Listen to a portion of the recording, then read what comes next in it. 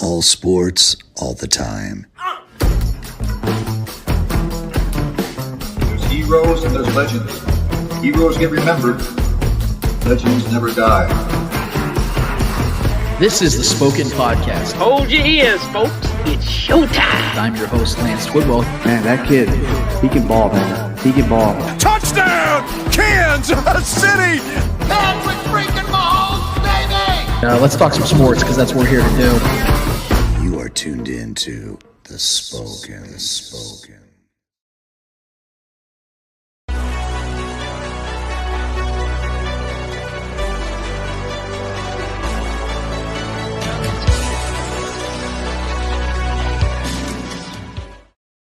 This is the Spoken Podcast. I'm your host, Lance Twidwell, here inside the Stargate Media Studios with my guy, Trevor Twidwell. What's good? Episode 305 is in full swing, full motion. We're so happy to be here with you and for you to be here with us.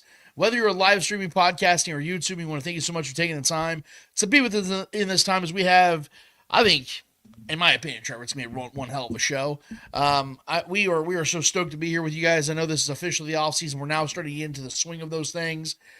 It's never an easy transition, if you will, to have football just all over the place and just so easy to talk about, and then one day it's just gone. It's never an easy transition to go from being right in the middle of that, and that's the thing about the NFL season is you have the apex games, and the next minute you're sitting here searching for things to talk about. But the good thing is, in the world we live in today, in the social media world we live in today, there's always stuff I feel that we can to discuss and chew on a little bit, and sometimes we create it ourselves. Oftentimes it's, kind of given to us, but I like to keep it in between here, where Trevor and I are giving you something from ourselves, and then we react to things outside of our jurisdiction, if you will, or outside of our control, things that happen that we have to react to, and that's the thing that we're here to do. And speaking of reacting, we want to hear from you guys. If you've not already done it, we tell you at the top, and we say at the bottom of every single show. If you would be so kind, go to YouTube, go to Spoken Podcast, hit notify, subscribe, like, share, all those buttons. All those help us big time when you push them all. But the one that helps us the most, the one that we welcome the most, is the comment button. We want you guys to get in the chat today as we are doing the show live. That's what matters the most to us, man. We obviously love the subscribers. Obviously, we hope you subscribe to the show. If you're going to comment, you might as well go ahead and do, because 1 + 1 = 2. But what we want is you to be a part of this thing in a more intimate sense, where you're on the show, you're in the show, you're being spoken to and spoken for. Like, that's why it's called The Spoken. You guys are actually speaking on the show. You are a part of the community. You are what drives this community on Facebook, on Twitter, and now on YouTube. So we would very much appreciate if you guys would go ahead and do that. The chat's already live as it is. We have our normals in here. We have our norms, if you will, when it comes to cheers. We have our Ruben DeCruzes, our James T. Kirk's already here. Going to probably any second now get Dustin Orton. We're going to get Lonnie Pyramid. We're going to get Julia Gulia. We're going to get our guy John Harrison. We're going to get Bumpa BB. We're going to get our guy Micah. We're going to get probably all the regulars in the very near future. So we're looking forward to everybody that's already going to join in that we know is going to be here. But if you're new and you're from across the freaking world, thank you for being here, man. We very much appreciate it. We don't take that lightly. We very much appreciate, we humbly appreciate everybody that wants to be a part of this show. Trevor, how you doing this week, man? Everything going good for you? Terrific, man. Got some volleyball games to get to. They weren't this morning, so they're going to be this evening. So I get to go watch Scarlett play some volleyball this evening. Just, me and you preparing for this move. It was a long week of work, but this weather the bad weather hopefully is behind us. So we're looking forward to warmer climates over here in the KC side of things. But man, everything's good. This is that time of year we gotta have to like dig and find things to really discuss and talk about and try to have some foresight on things. But it's always a fun time, for our creativity and get the juices flowing as far as like what we think could happen with this team or certain moves and things like that we'll discuss, I'm sure. But man, personally, I'm doing good, bro. I'm in good health. Got to sleep in a little bit this morning, so I'm feeling nice and rested and I'm ready to roll, man. Yeah, we apologize if there's any pixelation going on with the cameras right now. We don't really know what that is. It must be just a glitch in the matrix, if you will, but I'm hoping that'll be done shortly. I know Trevor and I look like we're doing the robot. We're not that good at it. I've been trying for a long time. Haven't really mastered the concept of it, but today we look like we know what we're doing. So we apologize for the pixelation if that's happening right now on your end, but I hope you guys enjoy the show nevertheless. I always feel like as long as the audio is good, we can always survive through the thickets, if you will. But As long as our audio is good, that's what I'm always happy about. We've got all chiefed up in the chat saying news is slow for sure. Keep killing it, bros. We love you guys. Appreciate the Williams brothers, the Twidwells brothers, the Williams brothers. We're trying to keep things down. We know that you guys are always crushing it over there. You guys are our inspiration as well, man. We love you guys. We appreciate it. We hope the same for you guys. I know it's going to be a long off season of trying to get out news and information and things like that. And there's always 100 million people out there doing the same things. But what we bring from our perspective is what makes our shows unique and all chiefed up. Without question, as one of the most unique shows out there. They also have that brotherhood that we have here at the Spoken, where you got two blood brothers that are running the show. It's a very unique thing that we like to have here. I think it's like us, New Heights, and all chiefed up. They got that unique style and that unique blend that you can only find here. So definitely, if you've not already done it, I'm sure you already have. I think like 50% of our viewing audience has come from ACU. Yeah, but thanks. If you've not already done it, go over to ACU, man, and go hit subscribe. They have one of the best shows by far in the entire Chiefs community. You love those guys. They're good friends of ours, and we appreciate them being in the chat. Trevor, I think it's without question. We have some things to discuss, and we don't want to make the people wait any longer. So without further ado, it is time for Lance Rants.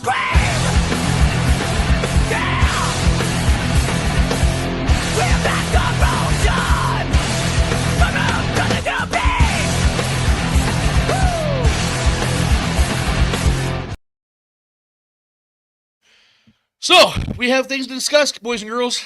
This is the biggest topic, I think, of the offseason.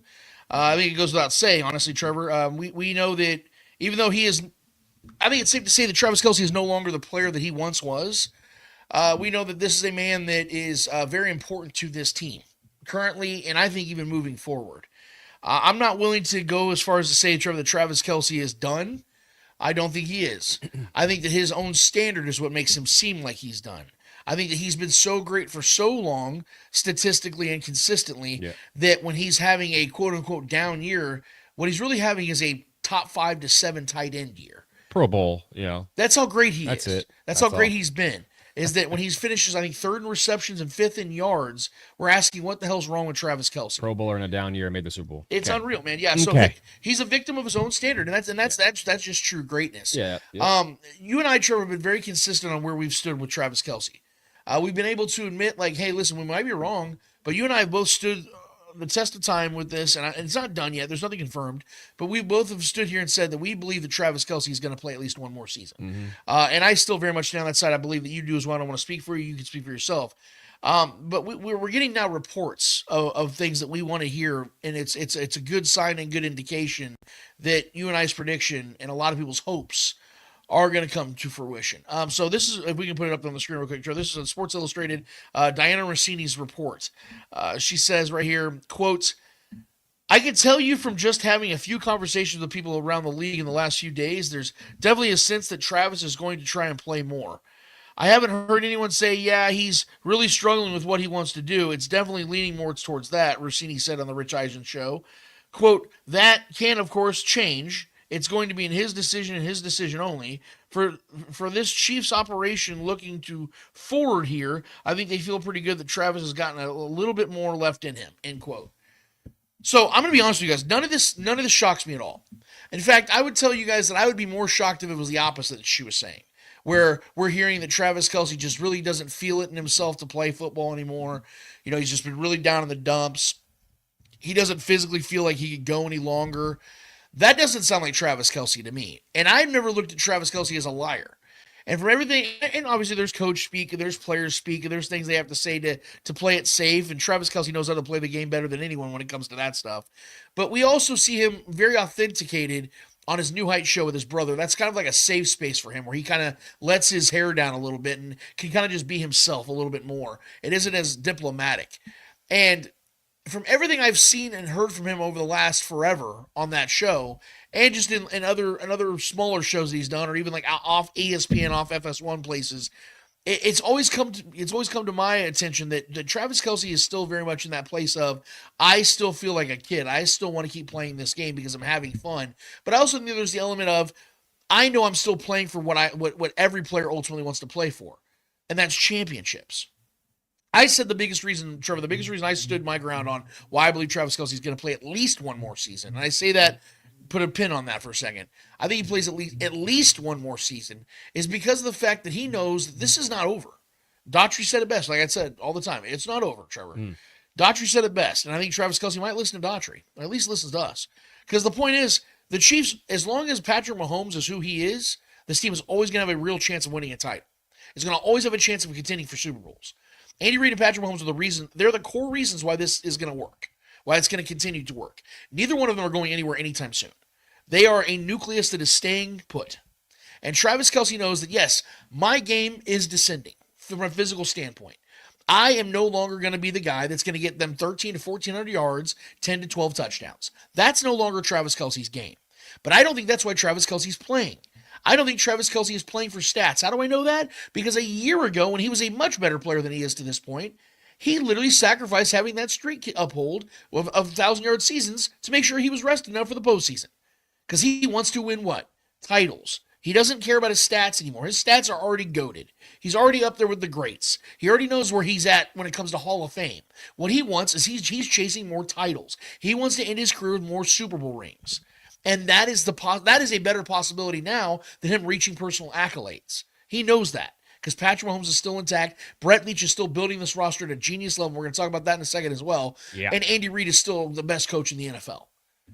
If this was the last dance, and I know that people are now starting to use that, but I've been saying this now for how long, Trevor? 6-8 months. I said if Travis Kelce knew that Patrick Mahomes is 37, 38 years old, Andy Reid's been retired for a few years, Travis Kelce's going to retire. It'd be over. He'd be like, look, we did what we did.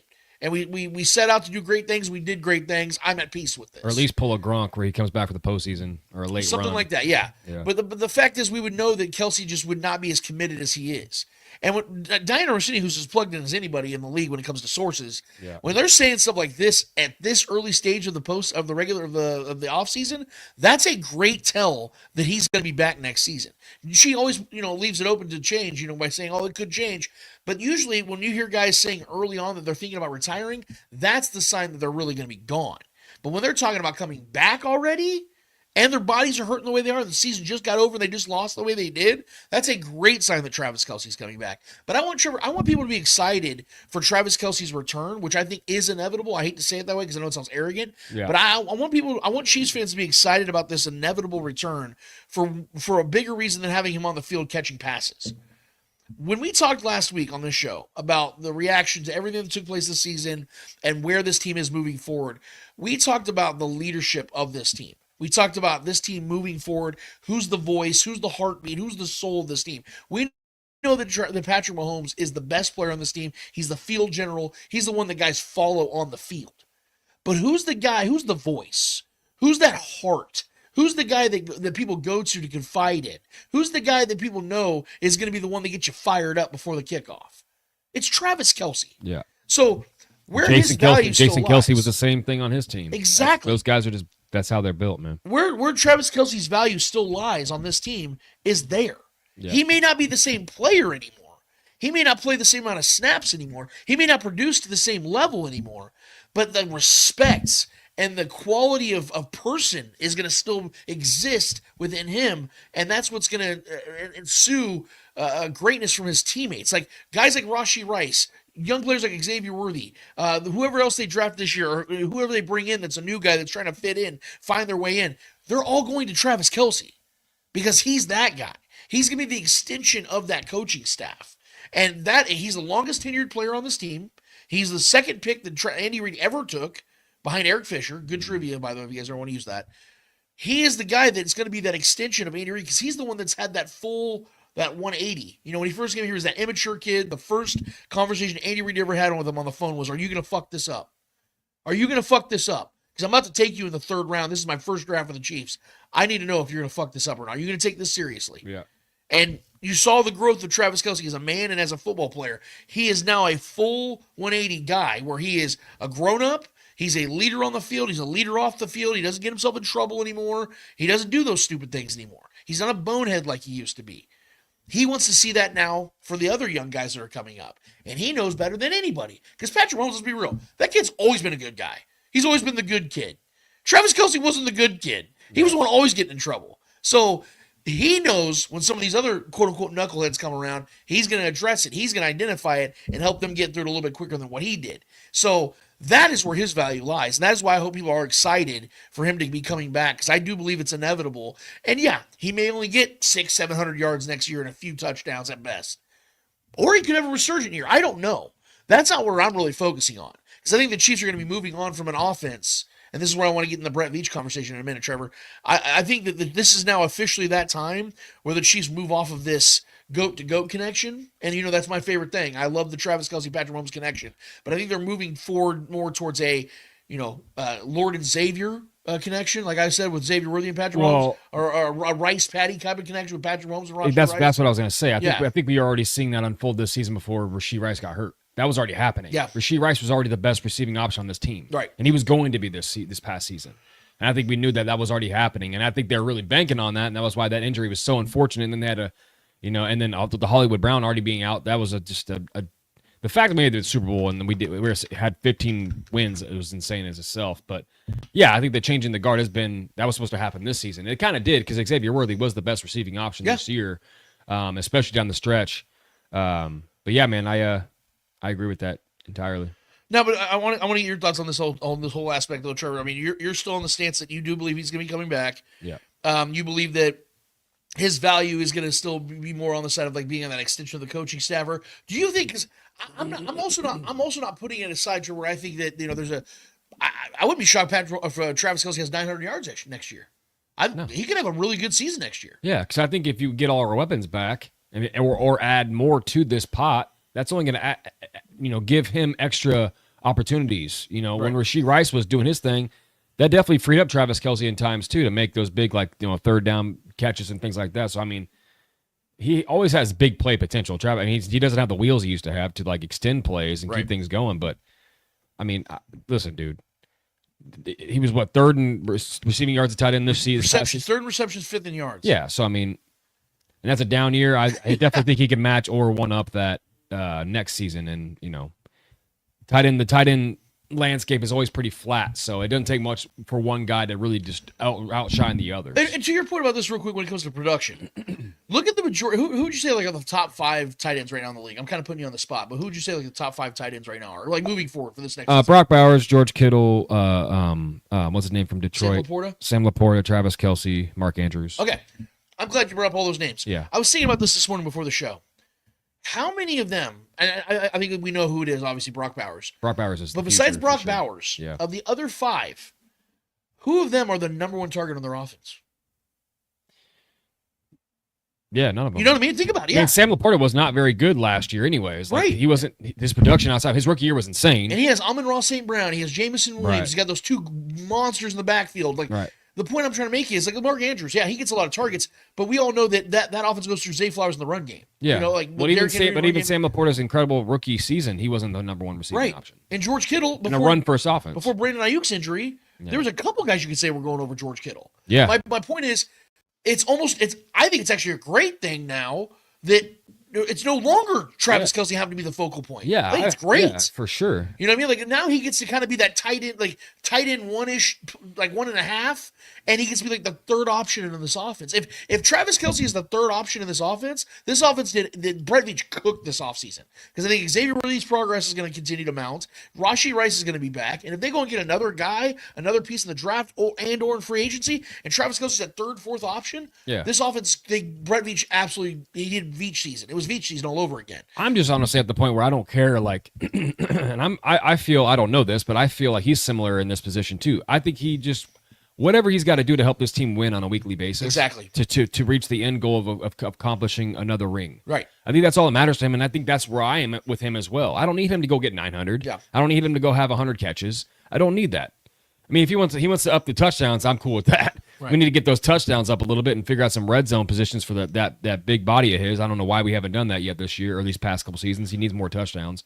But other than that, I don't need him to go be special anymore. Just be like we talked about on the show. Be that great leader in the locker room. Be that guy that helps groom these young guys to becoming great players. Rashee Rice has already come out and and gloated about how much Travis Kelce has helped him in his route running and him being able to annihilate the zone whenever he sees that zone coverage. Right. Travis Kelce is a specialist at that. So if he can teach these young guys, even Hollywood Browns learned things from Travis Kelce since being here.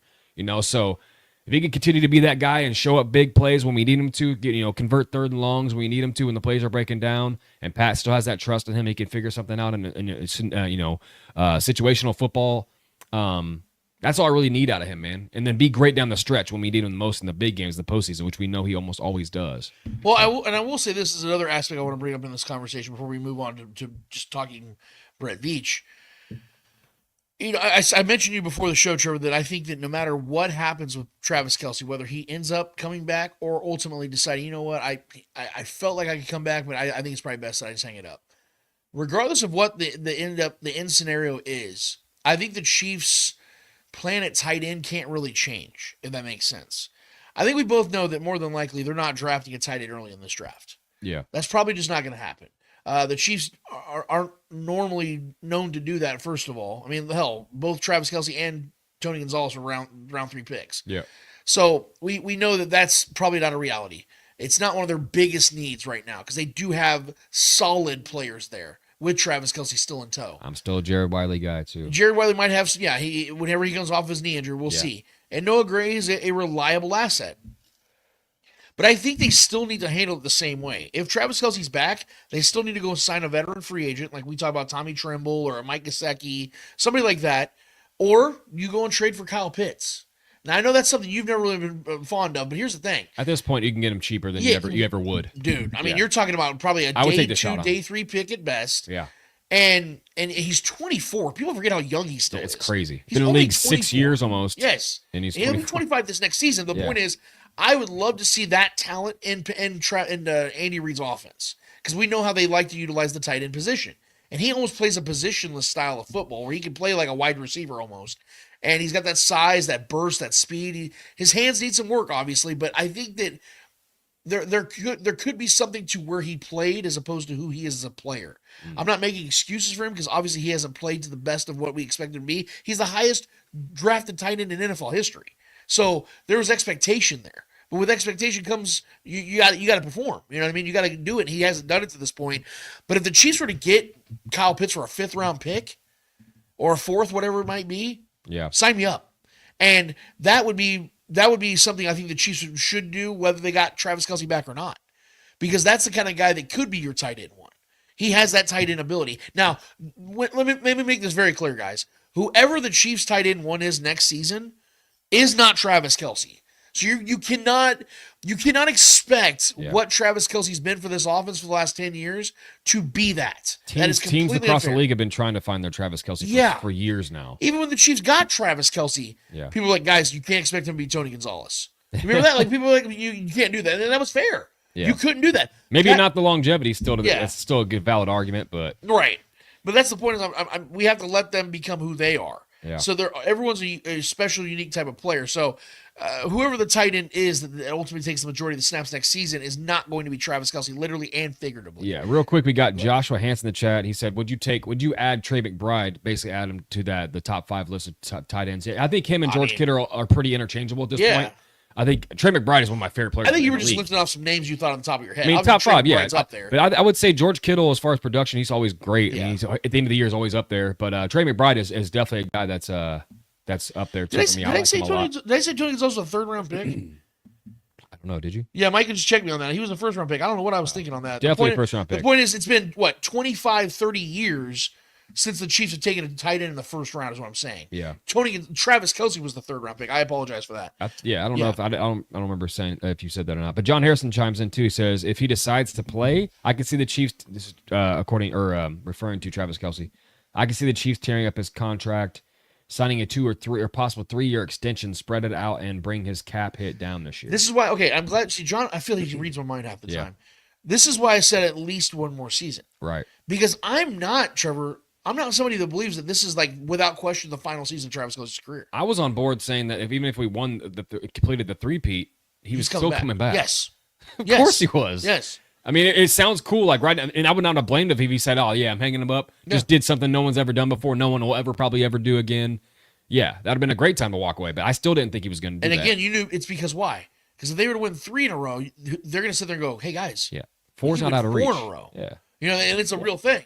But no, I'm with John on this. I do believe, Trevor, that if Travis Kelce has a really solid season next year, and let's say the Chiefs win the Super Bowl, sure, you can say, okay, now that's the perfect way to go out. And more than likely, you're right. But if he's to sit there and go, you know what, I still want to keep playing, and my woman is all about it. Yeah. My woman likes coming to my games. Like Taylor, you can tell she literally and she genuinely enjoys. I don't want to bring her into the conversation, but I have to because she's an absolute mogul and a superstar. Yeah. She likes being at Arrowhead. And it drives all the haters crazy. And here's the other thing. The NFL loves it too. I love it. Dude, you see how much money she brought to the NFL this last year? Yeah. Why do you think the cap keeps going up? That's why the fix because is you in. have Oh, people wait, like we her fucking- showing up to the stadiums. Yeah. That adds intrigue to people who otherwise wouldn't watch the NFL. And her whole entourage too. All these Yes, people that come with Ice Spice and what's her name? Ryan Reynolds' wife. Oh yeah. Blake Lively. Blake Lively. You got like all these superstar. Hugh Jackman was at the Jets game like a couple years ago. Like, Jackman, yeah. Yeah, like that brings people to the crowd that otherwise wouldn't be there. We have friends, Trevor. Yeah, this isn't the NBA. The NFL's not used to this. There's Right. not celebrities sitting at NFL games all the time. Yes, that doesn't happen. we have friends. You and I have friends that talk about it all the time. Like my girl never watches football with me. She heard that Taylor Swift was there. She was right next to me on the couch the whole game. Yeah. That doesn't happen otherwise. Yeah, it's crazy. But my point in bringing that all up is she is in full support of him continuing his career. So when you have that battle already defeated, you feel even more compelled as a man to keep doing what you're doing. When you love what you do already and there's no conflict at home, when your woman's like, babe, keep playing. Do what you love doing. I'm going to keep doing what I'm doing. I'm out here making billions of dollars making music for tweens. You keep making money and kill it for the grown men out there that are putting you on their fantasy rosters. Like, they both are out there killing it right now. So why would she not be in support of him still following his dream when he knows he's still going after, again, what he loves most, is fighting for championships? And again, I know this is a grueling sport and a grueling, brutal career. It's unforgiving, but most guys don't retire at 35, 36 years old. This was my argument for Tom Brady when that whole debacle with his marriage. And I don't get into people's personal business, but how dare you tell a man to hang it up? Right. How dare you tell a man when now, if he goes back on his word or something, that's one thing. Sure, yeah. But like, this is a man's job. This is what he worked his whole entire life to accomplish and do. He's going to retire when he chooses to. Tom was still great. Sometimes, so, yeah. Exactly. Yeah, he's out there still winning. The market chips. still wants you. The That's what market I'm still saying. wants you. Yeah. So how dare you tell a man to retire at that young? Granted, if you're awful, like please hang it up. This is an eyesore. Like sometimes the game will kick you out regardless if you want to or not. Right. But yeah, this is a big boy decision. I trust Travis Kelce to make the right one, and I think returning to play next season is the right one. In my opinion, that's where I'm at. And he's no I longer think he's got a lot left. He's no longer making this decision on his own, is what I'm saying. Yeah. And when that other part of your life, which is that other person, is telling you to keep playing as long as you want, which we've seen her on the record say, I don't know what else we're talking about here. And Julia Gulia says the cap went way up thanks to her. And she's not lying. Yeah. Julia's not lying. That is 100% Taylor true. Swift effect for sure probably helped the cap. Yes, for sure, dude. For sure. Because the NFL's making hand and fist money. I mean, they were already. But when you have the biggest pop star in the world at games, and not just at games, but is a part of the best dynasty in the NFL right now, I mean, bro, cha-ching, motherfucker. Like, that's, you know what I mean? That's like if Beyonce was in a weird, different universe, let's say, like, during LeBron's reign, Beyonce was dating LeBron. Yeah. And she was at, like, all the Cavs games when he was going to, 8 straight finals. The NBA was like, cha-cha-cha-cha-ching. Beyonce's at every freaking game. You know what I mean? Like, in a different dimension. That's the equivalence of what we're seeing here, but even more so because the NFL is even more popular than the NBA. So it's wild to think about what we got going on here, bro. And I think Travis Kelce realizes that he might be the luckiest man who's ever lived because he's in the midst of a dynasty with this team, playing with the greatest quarterback who's ever lived, with the greatest coach who's ever lived, with dating the greatest pop star maybe that's ever lived. Like, this man has got it made in the mother. Oh, and by the way, he's 6'5", 260. Yeah. I mean, holy shit. With great hair. Fuck him. You know what I mean? Like, he's just got everything. You know what I mean? So, yeah. Second thought, Travis, go ahead and retire. I'm sick of seeing you on TV. Yeah, no, the point is that I think that's where we're at. Unless some unforeseen circumstance happens with, like, maybe, a failure, and I'm not even speaking this, but, like, if something was happening tragically with a family member or something, maybe that changes his mind. But if everything stays the same, dude, I'm expecting 8-7 to be on that football field for at least another season. So that's where we stand on that. I do want to kind of shift gears a little bit, though, guys, in a smaller way, because I think it has something to do with this position and the rest of the offense as a whole. You know, every offseason we look at Brett Veach's job, we're like, man, I don't envy this guy's job. He's got some work cut out for him. And you know what? The fact is he's got his work cut out this offseason too. They got some serious retooling to do. Trevor, I know for certain I put out the most unpopular take last week on the show, and I put it out there on Twitter today, and I'm absolutely getting eviscerated for it. And I'm really okay with it. I'm not. Look, I expect it sometimes when we have bold takes, when you have takes out there that stand out, you're going to have a lot of people that push back. But that's something that has to almost happen sometimes for people to realize where you're coming from. I think Brett Veach has a real golden opportunity here, Trevor, to have another 2022 type of draft, which makes it a fun offseason for Brett Veach. Also with the fact that we just mentioned, the cap just went up significantly. The Chiefs are going to have Patrick Mahomes' option to restructure his deal. It'll give them $28-30 million right there. Have a cocktail, play a little Monopoly. Yeah, Joe Thuney, if you restructure his deal, that'll give you several million, or like $7 to $8 million more. John Harrison, if you can't give me the figures on Thuney's restructuring. But I know that Joe Thuney restructuring would give them a lot more money. What I'm saying is, Brett Veach is going to have money and assets to play with this year that I don't think he realized he may have. This is why I said it's imperative to be Denzel Washington with Trey Smith. You got to leave here with something. You can't let him walk and get nothing in return. You got that dude in the 6th round and made him into a star. Yeah. You made him into a star. Like, Trey Smith obviously had to work hard and do what he did, and he's great in his own regard.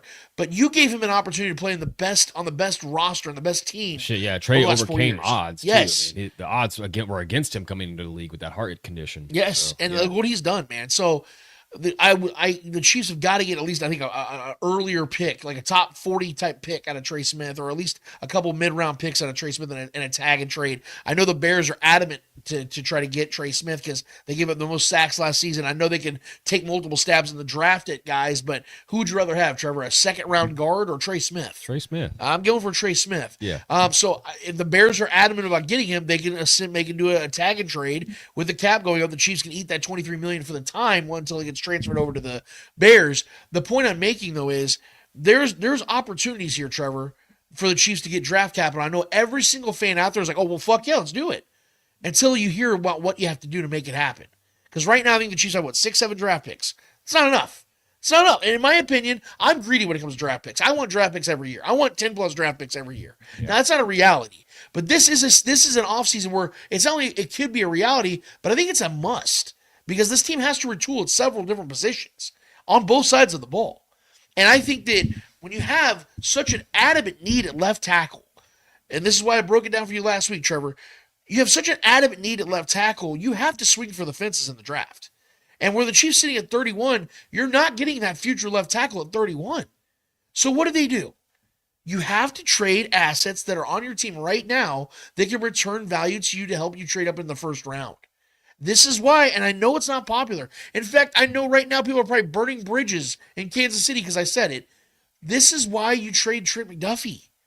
Because, again, you have, if there's one position on this team, and I'm not trying to rehash this conversation. I'm just talking about what Brett Veach has done that's so great and why I'm so excited for him this year. We know there's one position on this roster every single year that we like, okay, I don't even care who that guy is. I know Brett Veach is going to crush it with that pick. It's cornerback. He always every single draft that he's drafted cornerbacks, stuck one. He's always finding them. Every single fucking year, dude. He's got a guy that he got like, damn, got him in the 4th round? Damn, we got him in the 6th round? Holy shit. Oh, you got Trent McDuffie in the 1st round? That makes sense. You know what I mean? Like, the last time he had picks to do what he wanted to was in 2022, ironically, trading up for Trent McDuffie.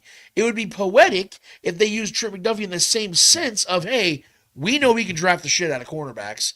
We can, instead of paying this guy 22+ million a year, we can use him as a trade asset to get another 1st-round pick in return, take our 2 first-round picks or that 1st-round pick and that 3rd-round pick from the Tennessee Titans and move up 8 to 10 spots in the 1st round and go get our left tackle of the future. And I painted that scenario to you the other day, Trevor, about the door 1 and door number 2, and even you said, I would give me the left tackle. Because we both know positional value, left tackle is the most important outside of quarterback. Yeah. So if that's the avenue the Chiefs have to take, then you have to take it. Because you're not going to tag and trade Nick Bolton. He's going to make over $20 million this year. No one's paying Nick Bolton over $20 million a year. Well, I think about Super Bowls. I Yes. think about what's the best way to get back to the Super Bowl. If we can, if that means sacrificing Trent McDuffie, who I, outside of any other scenario other than this, I don't want to see walk out these doors. If it means getting rid of trading off Trent McDuffie to know that we can solidify the left tackle position and figure out corner from moving forward after Trent's gone, I would make that move. But that's the only reason I'm even suggesting. You got to play Oracle here and know the fact that you have your left tackle set, because left tackle is more important than having an elite cornerback for sure. Let's say Kingsley, right? Let's say this last season, Kingsley stuck the landing at left tackle, right? Like I was expecting. Let's say that Kingsley is that surefire left tackle. The Chiefs have zero worries there. I'm not suggesting this trade. I'm not. I'm like, pay Trent McDuffie if you want to. I'm not big on paying corners, but this dude's great. He's elite. Pay him if you want to pay him. If you think that he's the guy for the next 4 or 5 years, pay him. But because of the fact, Trevor, that in 5 Super Bowls, Patrick Mahomes has had 5 different starting left tackles.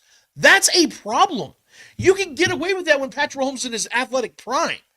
But if you're trying to win Super Bowls and get back to Super Bowls when Patrick Mahomes is 33, 34, 35 years old, you have to have the left tackle of the future now. So in year 4 and year 5, that dude is a solidified star at left tackle. So you don't even have to worry about that side of the offensive line. You know what I mean? Like, because before we know it, Joe Thuney's going to be gone. He's 32, 33 years old now. In a couple of years, he's gone. So your left guard position's open then too. Listen, I get it. You know, I'm very attached to Trent McDuffie. I think he's the best corner. I think he's the best corner in football still, in my personal opinion. But I also was very, very attached to Tyreek Hill. Still very much am. I want that guy back. I miss that guy. We can talk about his off-field shit. On the field, the guy was one of the best players I've ever seen on the offensive side of football. So watching him leave, watching him get traded to Miami inside the AFC division was not fun. I was extremely heated that day. Could not believe that we actually went through with that. Couldn't believe Tyreek Hill decided to do that when he was getting damn near equal amount. Just felt betrayed. I hated that whole move, but we've been to 3 Super Bowls since that move. So trading Trent McDuffie would hurt for sure at first, but I would have no choice other than to trust that Brett Veach made the right choice if that came down to that situation. and even to your point about trading Tyreek Hill and how popular that was, right? Yeah. And we had worries because we also knew that Brett Veach wasn't exactly drafting receivers very well, Right. right? You know, you drafted McCole Hardman over DK Metcalf, another name that's coming up now about the Chiefs possibly trading for. We can talk about that in a second. You guys know how I feel about DK Metcalf. I'd love him in this offense. But That'd be fun. here's the thing, Trevor. We had that concern about, well, shit, man, Brett Veach just gave up a superstar 27-year-old wide receiver for 5 picks, which is, awesome, but still that's a lot of uncertainty. Yeah. And he hasn't drafted receiver very well. Since then, Brett Veach has drafted not 1 but 2 awesome receivers. This is true. And that's not even a position he's been great at. Where has he been the best at? Cornerback. So even if you were to lose McDuffie, you're like, fuck, that's a gaping hole now in this defense. Are you not confident that if Brett Veach was to get more picks in return and has 2, 3 third-round picks, he couldn't get, and that was a guy, Alexander out of Texas, or there's several corners in this draft that he can go and get. Do you not think if he used a mid-round pick on a cornerback, that guy becomes another? I'm not saying McDuffie. I'm saying a guy that you could build your secondary around for the next 5 years. You know what I mean? Like, think about that. Like, that is what I don't think we trade up for a guy like Trent. That's No. why I feel like Trent's safe in my opinion. But then again, I mean, I don't know. I don't know.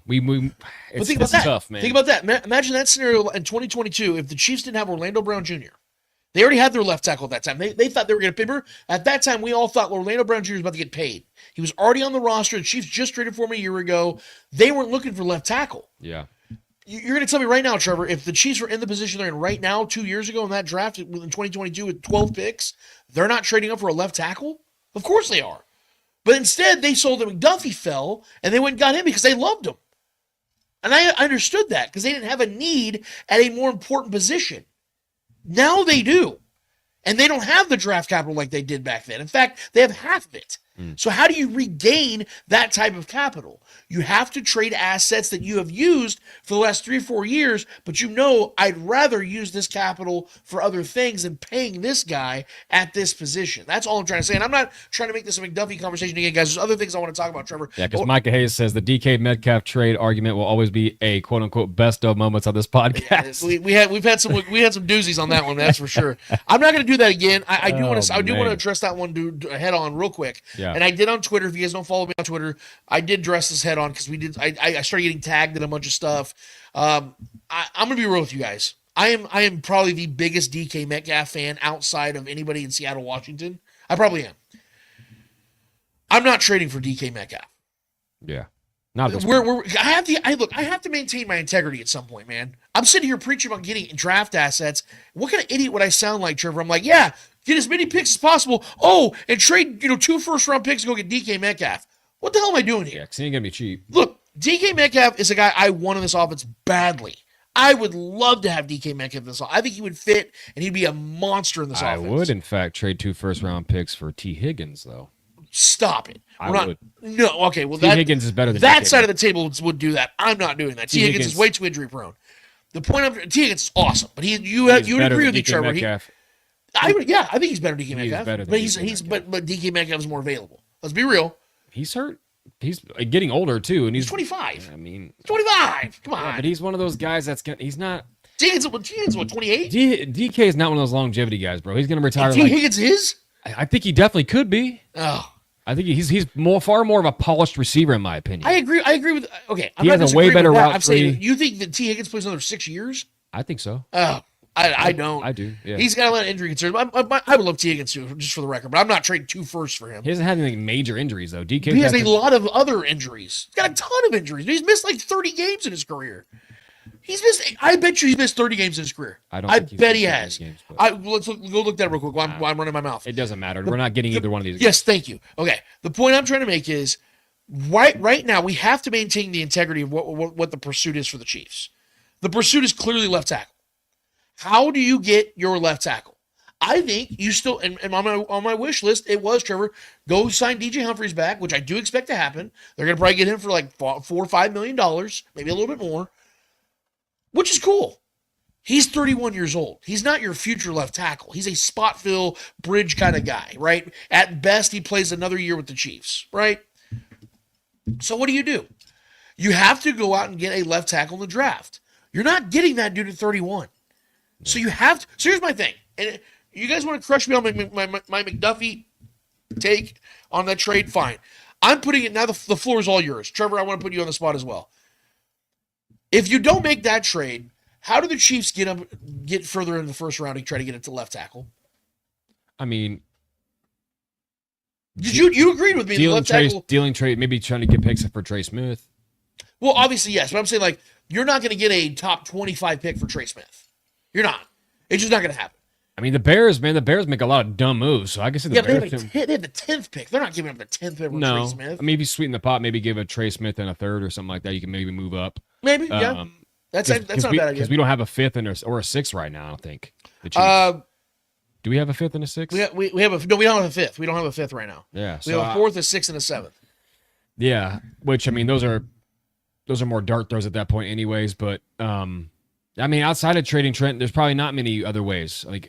But then again, is that something that Veach is wanting to really do? I mean, does he feel like this roster is still, which I agree with what I'm about to say right now. I think this roster is still ready to go compete for championships as is right now because we just proved that. But we also need to adjust. We also need to get outside of quarterback and maybe an elite offensive option, maybe or a pass rusher. Left tackle. It's got to be figured out, man. We can't go into this next season with a question mark there again. So that's what I'm saying. Like, I want DJ Humphries back, but if all they have is DJ Humphries and like some mid-round pick, I'm not feeling good at left tackle. He's still a question mark too, though. We didn't see shit out of him last season. Right. You know what I mean? That's what I'm trying to say, Trevor, is that you have to go and swing for the fences at left tackle now. Patrick Mahomes is going to be 30 years old in about 6 months. That's not something you fuck with. Because before you know it, Patrick Mahomes is going to be old. Yeah. And he's probably still going to be great, but you got to solidify that offensive line if you want to get the most out of him. So you got to do it now. You got to go get that guy if you want a 10-year left tackle, go get him when there's 10 years still left to Patrick Mahomes. That's what I'm saying. So what do? Do you hold on to a cornerback who's really good? Or do you go and you fucking trade that dude and say, hey, we love Trent McDuffie. Obviously, we traded up for him. We loved him. But you know what? He was a casualty for us to get the next Willie Roaf. Think about that. Like, I would rather have Will Campbell from LSU on this roster next season than Trent McDuffie. I know that sounds insane. But that's if you think that guy is in this draft. If he's not, you don't make that move. Right. That's the question. I'm only taking a chance on a guy that if we are going to move up that and give up that much, if there's a guy that we are sold that is going to be, like an alt or a guy that's going to be, like you said, a Willie Roaf or a guy like that that's going to be, you feel is going to be top tier type of player. That's tough, man. But even when someone took Willie Roaf, they didn't know he'd be Willie Roaf. Yeah, but you know what I'm saying? Like, but were they willing to? There's no certainties in the draft. That's why I always talk about Trevor. But you have a certainty at corner, though. Is what I'm saying. Like, are you willing to sacrifice that certainty right now for an uncertainty? If you're ranking positional value on this Chiefs team right now, where's quarterback rank? Cornerback value on this team? Yes, on this particular team, because we know other teams value it higher because they don't have the quarterback like Patrick Mahomes. That's why, remember, I always use a scenario that the 49ers were able to pay Shavarius Ward all that money. Yeah. Because the Chiefs weren't. Because they have a quarterback that makes up for some inefficiency on the other side of the football. I mean, we don't know what it's like without Trent McDuffie, because since he's been here, we've been in nothing but Super Bowls. So it's hard to. I mean, they won a Super Bowl before him. Sure. Rashad Breeland is their best corner. Sure, and our offense was superior to what our offense was doing. And it could be again. Is it any coincidence to you, Trevor? The last time the Chiefs had the best offense in the league was the last time they had a full-time left tackle. Their best receiver that year was Juju Smith-Schuster. Yeah, but our defense was not good in 2019, though. No, I'm saying it was okay. The 2022, the Chiefs, the last time they had been superior since Trent's been here, though. I know, but the last time the Chiefs had the best offense in the league was 2022 when Patrick Mahomes won MVP. Mm-hmm. Their best receiver was Juju Smith-Schuster, who had less than 1,000 yards. Yep. And they had a left tackle that they could rely on.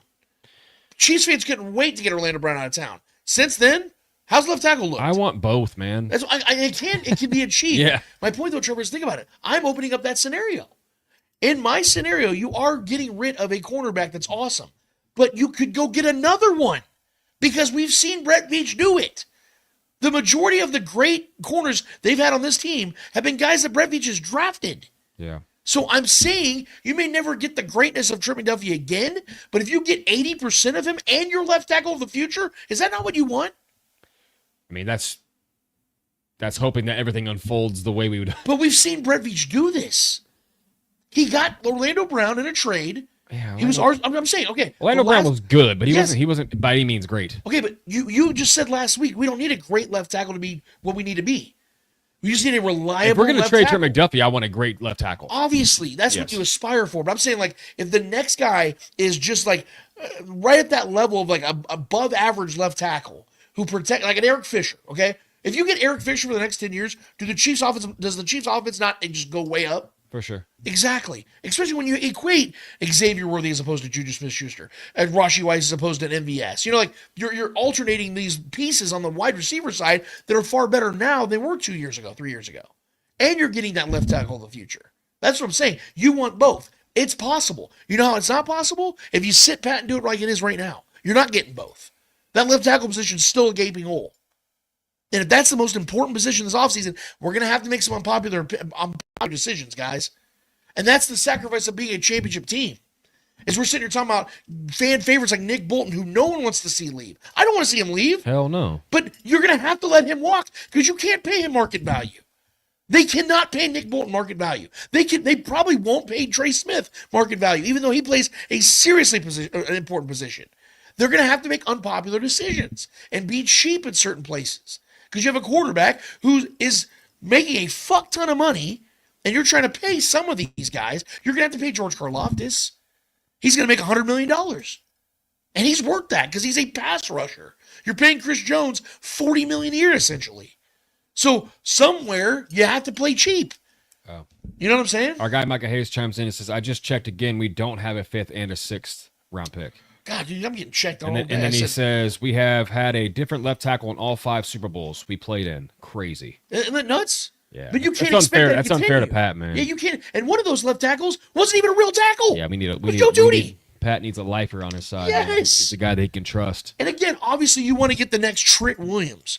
But if they were to get the next Eric Fisher, I can live with that. Because that man was a 10-year left tackle. Or Larry Tunsil, one of these kind of guys. Yeah, Larry Tunsil's great. But you know what I'm saying? Like, somebody that you know is every year going to be there, be healthy, be ready, and available. A top 12 left tackle. Give me a top 12 left tackle. Obviously, we want the best. You obviously want a top 5 left tackle. But if you don't, if Will Campbell or the guy from Texas becomes a Eric Fisher, sign me up. I would trade Trent McDuffie for that. I know that sounds nuts, but you want to have solidified assets at that position to protect your number one asset. And again, if I'm crazy, but you guys want the same thing I want, then paint me the picture on how it happens. Well, there's more ways to get there. And that's what I'm asking. Chat, let me know how the Chiefs get more draft capital to go get the left I'm not tackle. paid to figure that kind of shit out, so I don't know what's available, what can be moved, what can't be moved, who's calling for what piece, what Brett Veach is calling for. We've seen. I'm still not convinced that John Harrison isn't Brett Veach. John Harrison, are you Brett Veach? But yeah, twice. I mean, I don't know, man. I know we're hung up on the Trent McDuffie thing because that's probably the sexiest And thing I hate that we that's can, become a whole we can conversation. dangle out there. I hate that whole. I feel dirty just talking about it. I'm opening it so other people can tell me, Lance, you're wrong, and I'm gonna explain to you how. I'm willing to hear that. Like if somebody comes, sure, somebody joins the chat right now and says, Lance, you're insane. Wrong. Yeah, you're wrong, China. No, if you tell me right now, Lance, you're an idiot for trading Trent McDuffie, I'm gonna explain to you how the Chiefs get 3 to 4 more picks and can trade up and get their left tackle in the future. If someone can do that, then I'm listening. I am all fucking ears. But until I hear that, this to me, because I'm not paid to do it either, Trevor, I've just been taking my time and looking at this from 10,000 feet and saying, this is the best. It's uncomfortable, but it's the best scenario given the factors they have at play right now. Do you think that it would make more sense? I mean, because our goal is to try to get right back to the Super Bowl and get that bad taste out of our mouth that we just took that ass beating. And the AFC just continues to get better. The Bengals aren't going to be as bad as they were last season. There's going to be better competition this time around too. Do you think it's better to try to go pluck a left tackle off of a team, a guy that we know is good, like a Larry Tunsil, which is he's probably untouchable, but a guy like that, maybe, or a little lower caliber left tackle, and trading Trent McDuffie for a guy like we already know is in this league that is already a really good left tackle, or trying to get the picks? Well, then I have to answer that unfairly. I'm not trying to dodge the question. Yeah. This is the only way I feel I can answer that because I've asked that question myself. There's far more uncertainty in the draft. Sure, Yeah. but here's the problem. Any team that's trying to give, or any team that's saying this out loud, okay, the Chiefs just called, the team that's just been dominating the league for the last 10 years. What was an NFC team, though? Even them. They know they might have to face the Chiefs in the Super Bowl. But even What if we put Taylor Swift on the phone? Okay, that's actually a good one. Yeah. First of all, I'd have to know which tackle we're talking about. Then I'd have to evaluate that guy's age, what his current contract situation is right now, how much like he'd have to get extended, all that stuff to consider, and what that team wants in return. Because Trevor, again, the whole emphasis on all this is the Chiefs don't have a lot of draft capital right now. Yeah. So if you were to call, I'm trying to think of an NFC team right now that has a really good left tackle. I don't know. I mean, okay. The Tampa Bay Buccaneers, Tristan Wirfs. Oh yeah, it'd be great. Let's say the Chiefs like, hey, and this could be legit because we've heard rumblings about that. Yeah. We want Tristan Wirfs. Bucs are going to go, okay, we want your next 2 first-round picks and a second rounder, and a third rounder. Yeah. The Chiefs are not doing that. No. Clark Hunt would shoot the phone out of Brett Veach. But to your point, would you trade Trent McDuffie and then like a 3rd-round pick for that? God, yes. So I'm saying. Yeah, so they wouldn't ask for that. They wouldn't ask for Trent in a 3rd. They need help in that secondary. Tristan Wirfs? Their secondary's ass. I know, Trevor, but Tristan Wirfs is a top 10 left tackle who's like 26. And Trent McDuffie's a top 3, top 2, but top again, 1. Trevor, it's not even, but it's positional value. Like you'd have to go with Trent McDuffie and like those first 2 first-round picks still, because the Chiefs to that point have essentially early 2nd-round picks as first-round picks. So they're not the same as like a top 15 pick. You know what I'm saying? Our guy Shaggy Shane chimes in the chat, says, the fact that Casey screwed up with Kingsley giving him the job in April only to bench him 6 months later in week 2, I don't trust them drafting a left tackle in round 1 or 2. Some scouts should be fired. Okay, that's a different discussion for another time. What I will say directly to Shaggy about that, and we've had our discussions off air, is that Kingsley was viewed as a guy that the Chiefs were high on by the position or by where they got him in the draft. Had they got Kingsley in the first round in the first 25 picks, and it went the way it did, that looks way worse. But because they sat back and then traded up one spot in the second round with the Niners to get him, I was happy because how much I liked him. Lower risk, high reward. Exactly. When it's Still could be a high reward. I'm not done with Kingsley yet either. No, guys. Yeah, let's first of all, let's stop throwing. We gotta stop writing players off so quickly. For all we know, Kingsley is the starting left tackle this next season. We don't know. Yeah, I still believe in Kingsley. I do. Yeah. More than likely, he's going to play right guard. More than likely, they're going to move him right guard because his feet don't look like they're fast enough for the NFL at left tackle. You have to be very nimble at left tackle in the NFL because you have speed rushers on that left end rather. So Kingsley's probably going to move to right guard out of necessity, and he's a fucking athletic freak. Yeah. And he's strong as shit. So they're going to probably put him there. He'll compete with a veteran or somebody like that, or like a Norzad or a CJ Hansen on the team. Somebody like that. Kingsley probably wins the job because he's very talented. But to me, it's not a trust factor with Brett Veach when it comes to that, because I think that Kingsley's going to turn into a net positive. So that pick's going to be a hit. But again, we have to look at the difference between getting a guy at that position in the first round and like the first 15, 20 picks, as opposed to getting a guy in the top 65. I want to say this just in response to Shaggy, and in this topic, this in general, they said the same thing about Veach not being able to draft and bring up receivers. He's proven that wrong the last couple drafts now, with getting Rashee Rice and Xavier Worthy. Those two guys have been popping off the screen since they've been here. And this can be applied to any team. We only notice this with Brett Veach and this regime of his because this is our team. Do you know how many teams whiff on draft picks and getting left tackles? You think there's a lot of left tackles that get whiffed on that a lot of teams draft high and they never become anything. We don't notice it too much because it's not our team. Yeah. This happens every single season. Yep. Every single draft, somebody whiffs on a player. It's just we think that we're bad at drafting this certain position because we've missed on it the last couple times. It's true, but that doesn't mean that's a trend. Yep. That doesn't mean that that's a trend, that we're just not good at evaluating that talent. There's bad offensive linemen that get drafted every single year that are gone the next season. Every year. Remember the guy that got drafted right after Eric Fisher? Remember who it was? Yeah, Luke Joeckel. Yeah, how'd that work out? This is what I'm saying. So, it doesn't mean that we're bad at it. Shooters got to shoot. Yeah. Brett Veach's got to he's got to be aggressive. Keep being aggressive. Keep taking shots on guys. That's how you win. Yeah. You know what I mean? Because when you strike gold, you get lifer players. You get guys that are around and set records and become a part of championship caliber teams. And why do you think... We took a chance on Trey Smith, and that worked out. What you're saying, Troy, is that could have been a bad situation. What you're saying is lining up with 100% of what my whole offseason mission is. Get as many picks as possible, because Brett is going to miss on one or two, maybe even 3 or 4, maybe even 5. But if he hits on 3, he hits on 4, that's 2024, 2022 all over again. Bro, I didn't know who Kareem Hunt was.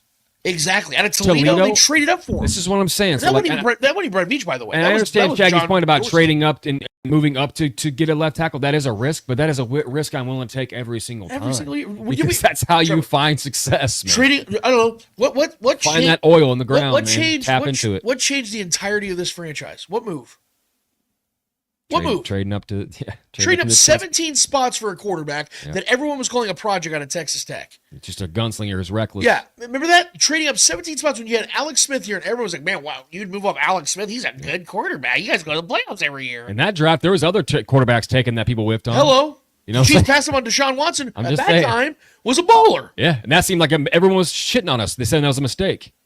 I mean, just saying, you got to trust the process. It hit, obviously. Now that you're not going to always get a Patrick Mahomes when you make that move, but I'm saying the Chiefs waited 34 fucking years to get a quarterback in the first round, and they made the ballsiest of ballsy moves. And who was the guy that told them to do it?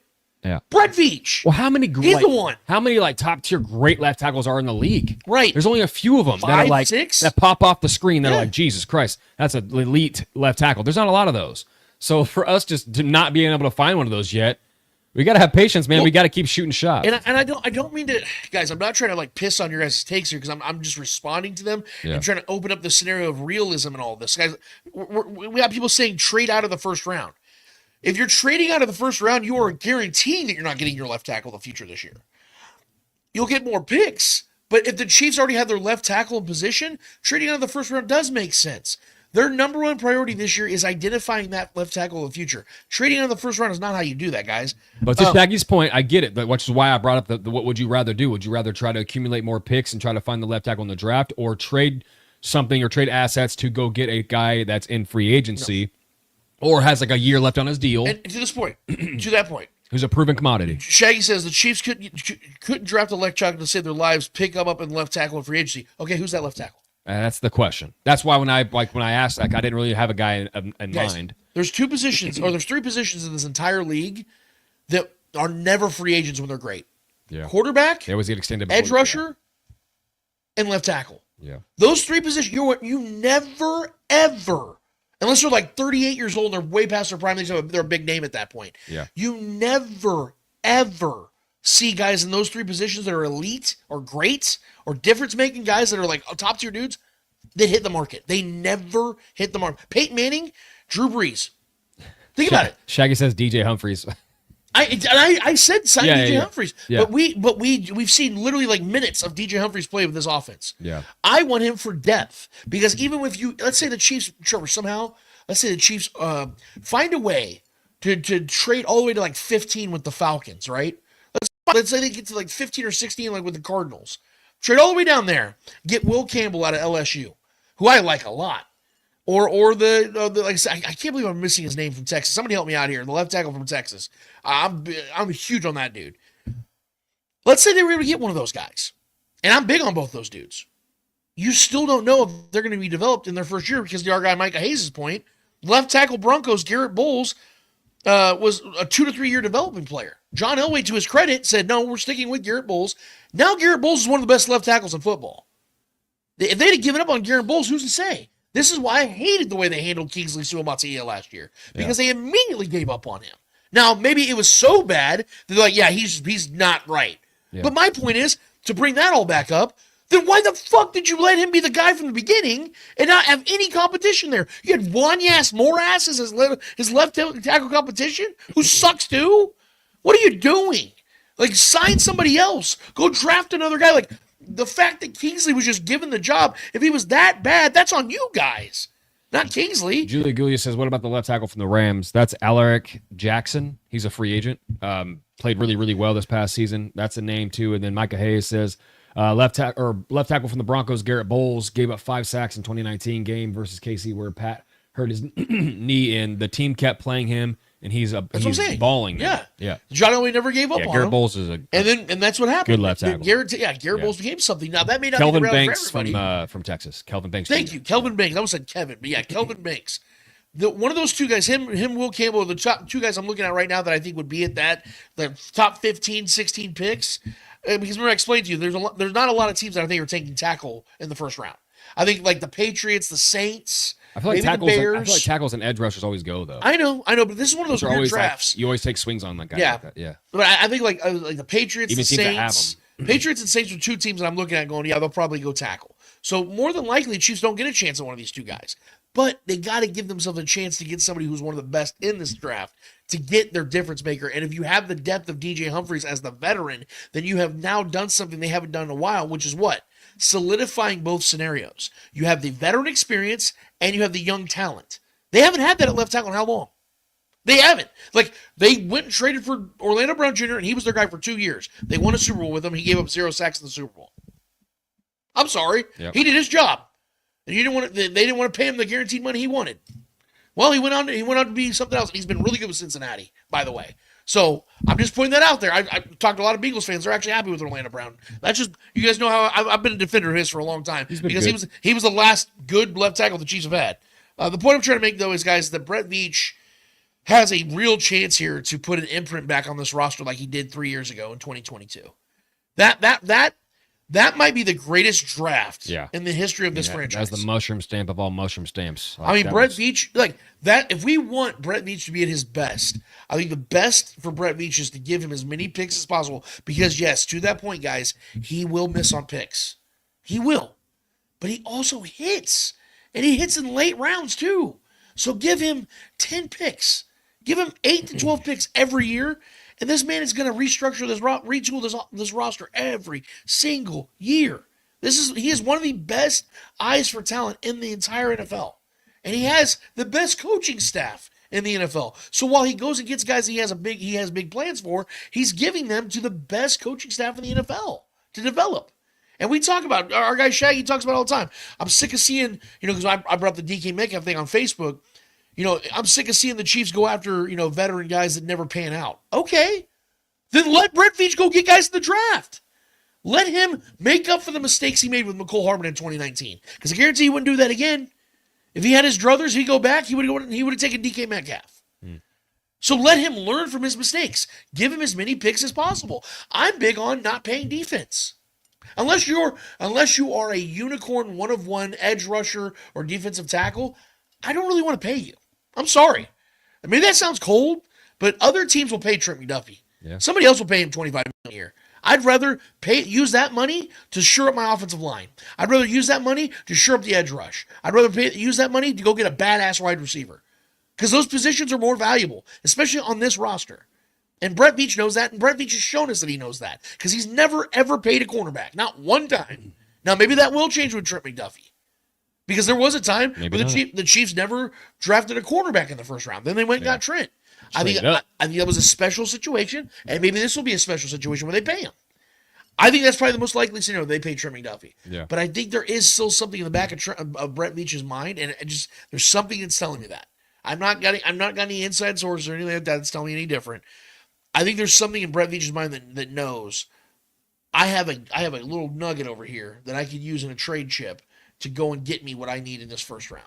We have the 31st overall pick. If we were able to get another first-round pick, whether it's the Packers 23rd, the Vikings 24th, two teams that could use that cornerback position really bad, you could use one of those first-round picks, that Titans pick that's the second overall pick in the third round this year, very valuable pick.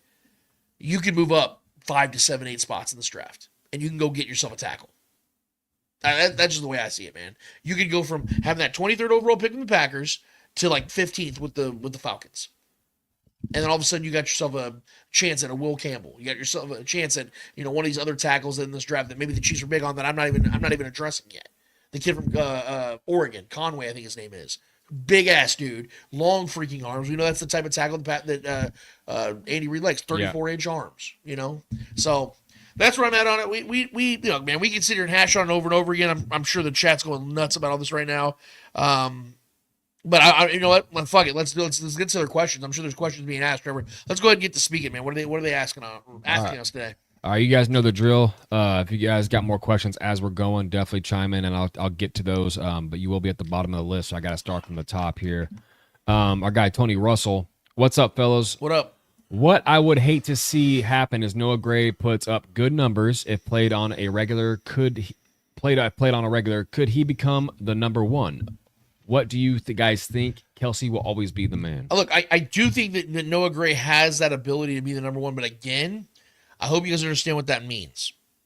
Whoever, and I said this earlier, I'm going to say it again, whoever the tight end one is for this team moving forward is not going to be Travis Kelce. Yeah. So you cannot expect Noah Gray we gotta be fine with that. To have 110 receptions for 1,300 yards and 12 touchdowns. That is not Noah Gray.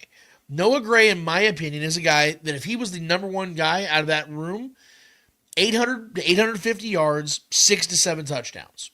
That's a very, very good season because the standard in Kansas City has been so high at tight end for so many years because Tony Gonzalez and Travis Kelce that if a guy isn't getting 1,000 yards every single year, you think there's something wrong with him. No, the majority of tight ends throughout history, in fact, I'm talking about like 98% of them, have less than 1,000 yards every year. In fact, I think it was before Shannon Sharp, there had only been like 4 tight ends ever that had a 1,000-yard season. So it's very new that tight ends are getting 1,000-yard seasons. Travis Kelce was doing it every year, so we just assume that's how it goes. Yeah. No, guys. Tight ends, more times than not, 500 to 800 yards, 5 to 7, 8 touchdowns. And then you have your special guys like Gronk and Travis Kelce and Tony G, Antonio Gates, guys like that. Noah Gray's not that. So he could be that. He could be the tight end one, but the tight end one between him and Kelce, it's a significant drop-off. For sure. Micah Hayes, did y'all see Pat cut his hair? I did. Although I'm gonna say this, I think it looks really good. I think it looks better than his normal haircut. I think it looks clean. And you guys know me, I'm a bearded guy, so I don't really care about all that. You know, all the Eagles fans out there, we beat him so bad we forced Pat to cut his hair. Well, he was gonna do that anyway, so they can't take credit for that. He's been talking about that for a couple years. Yeah, he goes, I can't be 30 years old with this haircut. Yeah. So he's been talking about that for a while. It's true. You know, so it looks good. It looks good, yeah. I'm not somebody that's looking at it like a bunch of Chiefs fans saying, "Oh God, here comes scorched earth Mahomes." Like, I think he's gonna be scorched earth Mahomes regardless of what his haircut is. He can be bald like I am, and I don't think it matters. Yeah, he's got 3 rings with that old haircut. Yeah, so I'm not really worried about that. But yeah, the first time I saw, it, I was like, "Oh, that looks good. It looks handsome. That's a good haircut." Dude's got great hair, so like no matter what he does with it, his hair is gonna look good. Yeah, can't relate. Yeah, Cannot relate. I've always said I would love if Patrick did almost like a mullet with his haircut, because his son kind of has that. So if him and his son both have that mullet together, how funny would that shit would be?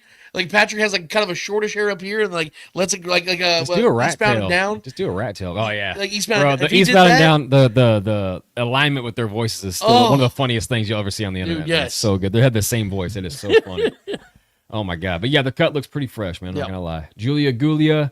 Am I weird for thinking the Chiefs should choose a defensive tackle in the first round? No, you're not. I think that's it's a really good idea, because there's also some really good defensive tackles in this draft. What I'm saying though is that if we all took a collection right now of what the most important piece to the puzzle is for the Chiefs to get this year, we all know it's left tackle. Yeah. So then the question that follows that is, okay, then how do you get it? If the Chiefs already had a left tackle, I'm telling you guys right now, if the Chiefs already had a left tackle solidified, defensive tackle is where I'm going. Yeah. It's always the trenches, man. That's where I always go first, because I'm a meat potato there's so guy. much skill players that dropped in the draft. Yes. I mean, how many receivers we've seen that were like, late second, early third, or late third? List. Yeah, man. Remember I had that list of guys? Yeah. So I mean, that always happens, especially at the tight end position, running backs. I mean, you could find so many gems. Like Chris Jones, I think was like the 37th overall pick in his draft. You're never finding Chris Jones again in the 37th overall pick. Yeah, that's crazy. He's going to be number 11. You know what I mean? Like, that's most Chris Joneses are in the top 15. So, yes, I would 100% agree. And even if, like I said, they already had their left tackle, the Chiefs would probably have to trade up to get one of these top-tier defensive tackles anyway. So, either way, they're probably trading up. Yeah, I just want to – I had to jump this one at the top real quick, because it goes to what we're talking about right now. James T. Kirk. Now, the Nebraska QB will have to change his hair, too. Bro. It does that. That's gonna be the most cringy. He's already cringy as hell. Yes, but if he does that, I wouldn't. Hey, I wouldn't put it past him. I bet you he does it. And then he's gonna say, "Well, Patrick did. He copied me." I bet you, dude. I bet you he does it, bro. I bet you he does it. Such a cringy dude, man. I mean, no respect. He's a good player, but god damn, it's so cringy. And his dad was a hell of a center too. Yeah, that's what I'm saying. Raiola? Yeah, great athletes, man. Yeah. Julia Gulia, do we draft a running back in a later round, or would you stick to DBs? Oh, no.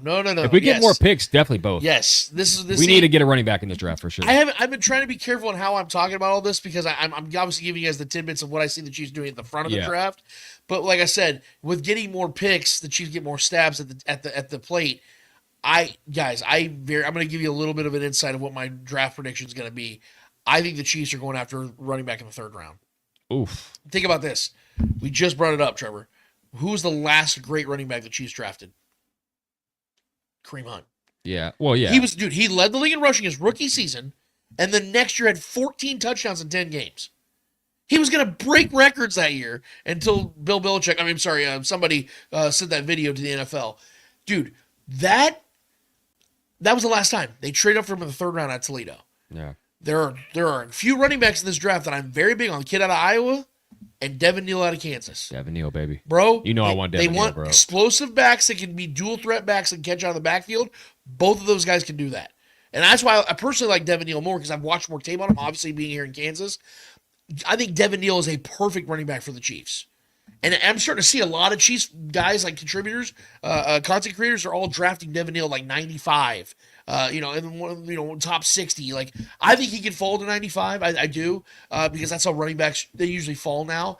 I do think that Devin Neal would be a guy that I would love. So big body guy, great after the first contact. He's 5'11", 6 foot, 215 pounds. That's a good size. Good solid guy. Yes. Great red zone, or great goal line back too, man. That dude knows how to get best running back. He scores with the best. Yeah. If you guys live out of state, if you guys don't live in the area and you don't know Yeah. who Devin Neal is, I recommend going and watching some tape on him. You will fall in love with him. Best running back in KU history. Not Ever. saying not saying Over a Dale lot. Sayers. But yeah, sure. He had- Outside of that name, there's not a whole rich history of great running backs. I'm just saying, he broke Dale Sayers' records. Yeah, man. The So- kid is a walking touchdown too. Yeah. He just he finds Trayvon his way. Henderson, I like that. I like that one. Clear the air with you. I like that. Yeah, it's a good one.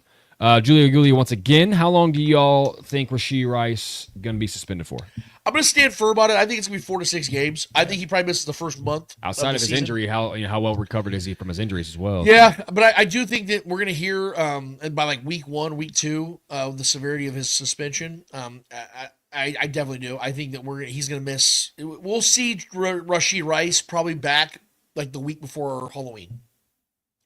I think he missed the first 6 weeks. So yeah, I think mid-October is when we see Rashee Rice return. Yeah.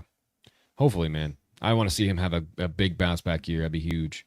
Need that guy. Yep. Micah Hayes. Speaking of Tyreek, why has Andy stopped running the 5 wide, send 5 wide receivers on routes offense for these 3 wide receiver flood routes to one side? Because we don't have the assets. The Chiefs don't have the wide receivers to do that. We did do it in that game, though. Was it against the Texans in the regular season when we beat them the first time?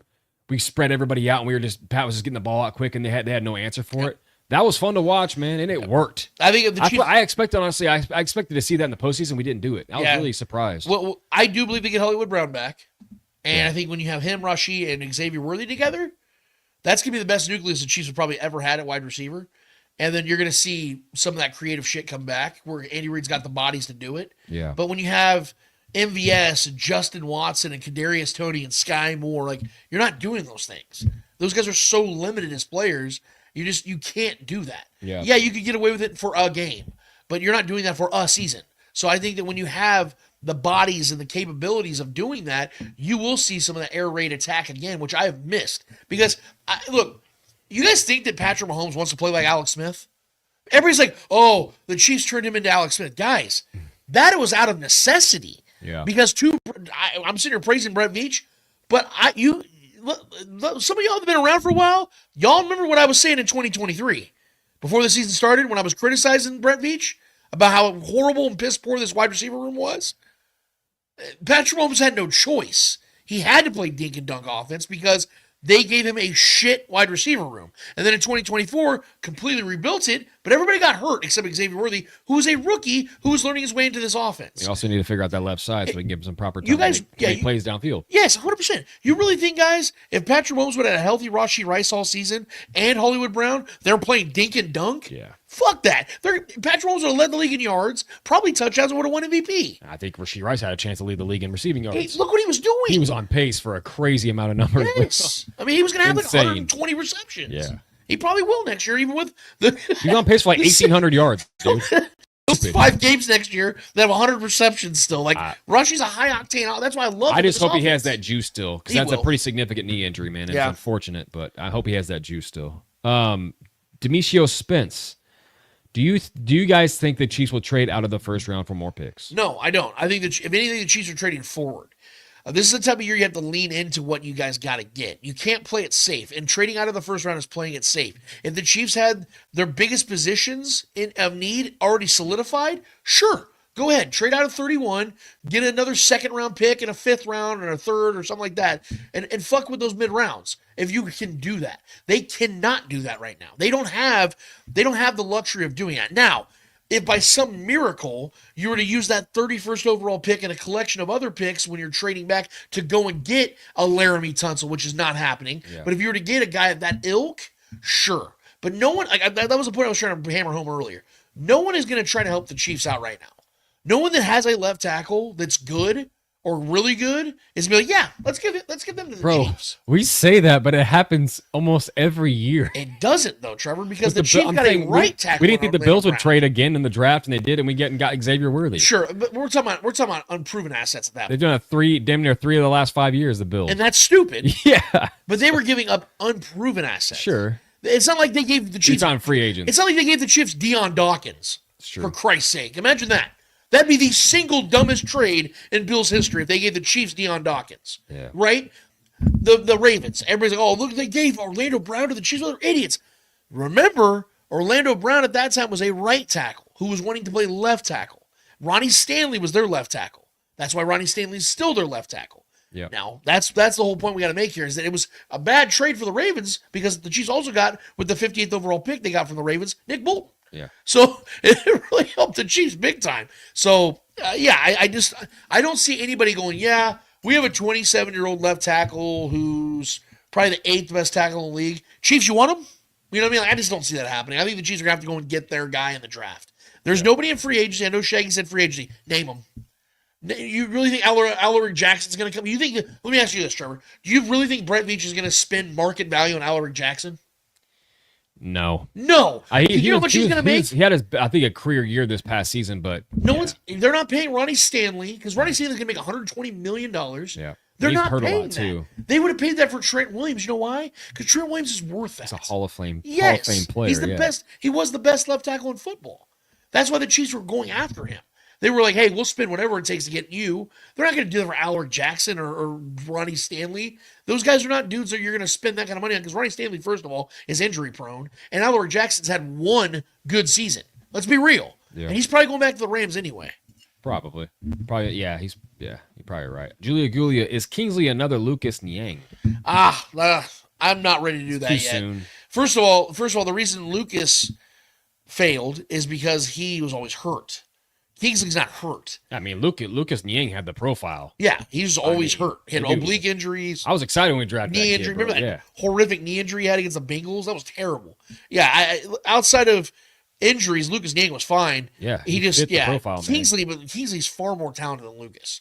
Because Lucas far was like a athlete. right. Yeah, Lucas was a right tackle. Yeah. So that's where the Chiefs were trying to get him to play at right tackle. So Kingsley's got left tackle talent. He may not end up playing left tackle, but that's the case for a lot of guys. Guys come into the league as left tackles end up playing guard. It happens all the time, guys. So I definitely think Kingsley's in a better trajectory than Lucas, just based on availability. Agreed. I mean, you don't know till you know either. Right. James T. Kirk, speaking of edge rushers, would you resign Charles Omenihu? I think the Chiefs could do better. I always liked Trey Hendrickson. I know Hendrickson is expensive, but Veach could make a call. Look, we're not getting Trey Hendrickson. No. And here's the other thing. Just said, ain't nobody helping the Chiefs, especially the goddamn Bengals. Well, and Trey's already 31. I would still trade for him, though. We're not trading for him. He's under contract. Well, but even paying him still would be worth it, though. Free agent, right? He just led the league in sacks, dude. Like, the dude is unreal. Right. I'm not paying Trey Hendrickson. Sure, I get it. I do believe Charles Omenihu's back. I believe Charles Omenihu's going to get I think he gets a 2-year deal with the Chiefs, 2-3-year deal with the Chiefs, worth $13 million a year. I think that it's going to be very similar to the first one he got because his market. Here's the thing about Charles Omenihu. I know what light he sees himself in, and I appreciate it because he thinks of himself very highly, as he should. Yeah, he's a very good player. He's had moments too. He's a very good player. Yeah. But he's hurt a lot, and let's just be real. And if Charles was sitting across from me, although he's a much bigger man than me, I'd have to be honest with him. Like, Charles, you've missed a fuck ton of games, buddy. If you played a bunch, you're getting paid a lot of money this offseason. How's that knee, buddy? But you're hurt a lot. And when you play, you're very good. That's why I want you back. That's why I've always had Charles back. I've always defended Charles. My boy Chucky, man. Yeah, Chucky O is a very good player. And he is the quintessential, like, perfect player for Spags' defense. Yeah. Long, lanky, strong, freak edge rusher. Yeah. You know, he's 6'5", 275 pounds, just a freak. Just a driven dude, too. Yes. I like his personality a lot. But because of the fact this draft has a ton of really good edge players and the market out there, you look at the market right now, the edge rush market's very rich. His market's going down. If there was like 2 edge rushers out there that were good in the market, Chucky's getting 17, 18 a year. It'd be a little different if he performed really, really well in the postseason, which he was okay in the postseason. I really kind of expected a little bit more, at least in the Super Bowl. Sure. Didn't get much out of him. If he had like a massive performance in the Super Bowl, even with a loss, that probably would have boosted his numbers a little bit, but he was kind of a no-show in the Super Bowl. No offense to him, but yeah, I mean, I really hope that we bring back Charles Omenihu. I really like him a lot, and I think he's a great fit. Like you said, I think he's a seamless fit. I think Spags loves him. I think he likes being here too. But I also know he wants to get paid, and he's wanted to get paid for the last couple seasons. So yeah, and we'll see, man, what it comes down to for him personally, and I think that's what's going to really come down to. Because I think the Chiefs are going to be willing to give him some money. It may not match what he could get from the Jets or another team that has money that is bad or whatever. Well, Spot Rack completely agrees with me. So right now, Spot Rack has him his annual value, market value, at $11.8 million. I said 12, 13 Yeah, million. pay him that. Yeah, I'll pay him I'd that. gladly pay him that. Hell yeah. That's a value. But see, Yeah. again, it's not because Charles isn't good. It's because the market is so rich right now at edge rush. Like, there's a lot of Joey Bosa's about to get released. Joey Bosa's better than a minute, or better. He's better than a minute. Question. Khalil, we don't know. But another guy that can't stay where's healthy Khalil either. Mack going? Yeah. You know what I mean? There's a lot. That's just two guys right That there. dude's old, man. But But those are two guys better than a if minute. we could find a way to get one of those guys, I would definitely probably take one. Oh God, yes. I mean, I'd probably take a Minhu over Khalil at this point. Yes, he's what 34. Khalil's played really well this Yeah. past season, though, too, man. He was awesome this last year. But both those guys are hurt a lot Yeah. too, and they're both getting older. But Joey Bosa just can't stay on the field. But yeah, Spot Wreck. I mean, look, they have him. They said that he could get a 4-year deal maybe somewhere for 47.3. Yeah. I don't think the Chiefs are giving him a 4-year deal. I think that it's going to be a 2 to 3. And here's the other thing: if I'm Charles Omenihu, that's the kind of deal I want right now. Yeah, if Because you in stay 2 with the years, Chiefs, you're just in the Super Bowl with back-to-back years. yeah, You go for he'll be 29 third when his in a row for contract's you. up. Yeah, because right now Yeah. he's 27. He's 27 right now. Yeah, If he gets a 2-year deal with the Chiefs, stays at the top of the list where everyone's watching you. Yeah. Let's say he stays healthy, right? Get And a he plays big really contract well. next Has 2 like years. back-to-back 10-sack seasons, right? Like has 10, 12 sacks. Win another Super Bowl, right? That would be. Then you hit the market at 29 years old, dude. He could then reset the market. Then he could be like, "Hey, give me a 3-4 year deal right now for $90 million." Well, yeah, and look at the teams. Look at the defensive schemes he's played for: the Texans and, Right. the Niners, and now the Chiefs. Because at with 29, you're not Spags. old. 29's Dude, not yeah, old. he's gonna have all that knowledge, bro. He's Right. he's gonna have a good. If he can stay healthy, he's gonna age well in this league. 'Cause he's learned from the greats, some of Right. the best defensive minds in football. Right. Shaggy Shane, if Casey trades up in the draft in round 1 and draft a left tackle and they immediately give him the job, would you be 100% sure that he wouldn't be benched early in the season? I don't trust them. Again, Shaggy. You know this game even better than I do, bud. You've been watching football longer than I've been alive, right? You know that when you draft a player, there are zero certainties. When the Chiefs drafted Patrick Mahomes, you and I'm speaking to Shaggy directly. You and I were very, very high on this kid. We both loved him. You even more than I did. But we didn't know what he'd become. We didn't know. We were hopeful. We were very, very confident, but we had no idea what he'd actually be. You had to see it take place. He had to go out there and do it. And that's Patrick Mahomes we're talking about. So you have to take it down a few notches with anybody else because he's the greatest that's ever done it. So, look, I think there is a certain level of uncertainty with every player. And that includes anybody the Chiefs take in this draft coming this next year. So you have to be able to give them a chance to try it out. What I'm saying, though, is if you're trying to hedge your bet, go and get veteran depth. This is why I said go and sign DJ Humphries. He's going to be a low market value kind of guy that wants to be here in Kansas City, that's a good fit, good solid veteran, that if the young guy doesn't work out or is injured, you have him there. Or sign somebody else that you're big on that you think is out there that's going to not cost you a lot of money. Because we also know the Chiefs like to bargain bin. They don't like to go out there and spend big money. They don't. And when they do, sometimes it doesn't really make a lot of sense. Because they spent all that money on Juwan Taylor, and we were told he was going to be the left tackle. Yeah, look at the He Hollywood ended up Brown playing right move, tackle. the Juju move. Yeah, there's market bargains. They're bargains. They're going to be looking for bargains this year. So I don't expect the Chiefs to be big spenders in free agency this year. I expect them to want to draft heavily, which is, again, why I'm suggesting you trade for picks. Will some of them not work out? Yes. But I'm saying I want to see a 2022-esque draft, which means get 10-plus picks and take some stabs. Let Brett Veach cook. We all love Brett Veach here, and we all believe he's one hell of a drafter. Then let him have as many picks as possible to retool this roster, not just the offense or defense, this roster with young talent that is also going to be cheap for the next 4 years. That's what I'm saying. And I think the best avenue possible, again, to make this as clear as possible, you go and sign the veteran at left tackle that could be your starter, and then go up and get the best left tackle that's still there that matches Andy Reid's descriptors, a big, physical, 34-inch arm kind of guy, and then let them, may the best man win, and for the first time in years, you have real competition and real talent at left tackle. So the best guy that wins isn't because it was by default like Kingsley. It's going to be he's the best guy between the two. And you battle it out. Competition at training camp is the single best thing you can have outside of just surefire Hall of Fame talent. Outside of that, the best thing to have is real competition because you know whoever wins that job earned that job. So I want to see the Chiefs do it that way. And it's very possible that happens. And I think that's the best way to go in. And the best way to build this roster is you go and you take care of your biggest need in both free agency and in the draft, and then you start spot filling in the draft everywhere else. Go and get another cornerback. You're going to have to play Nick Bolton. Drew Tranquil will probably take that position for this next year, but go in the 4th, 5th round and go get another linebacker and see if that kid can become something next year. You have Curtis Jacobs sitting in the wings on the practice squad, if I'm not mistaken, still here. That guy's a hell of a tackler. Maybe he becomes something. Like, there's ways to spot fill at these other positions, and I'm going to be honest with you. At linebacker, I'm not as concerned. At cornerback, I'm not as concerned because Brett Veach always seems to find guys in the 4th, 5th, 6th, 7th rounds that does those things and does them well. The reason why I want to see them get a running back earlier in this draft is because, one, Pacheco's hurt a lot. He was a 7th round pick. That's not going to happen every year. You're not going to find Pacheco in the 7th round every year. 2, they don't really have anybody else with any explosion in this offense out of the backfield. So go and get a guy earlier in the draft in the first 100 picks that gives you that. And you will find that guy there. So I want to see Brett Veach get as many picks as possible to do his job to the best of his abilities. There's no coincidence that his best draft was the draft he had the most picks. I think that's the reason why.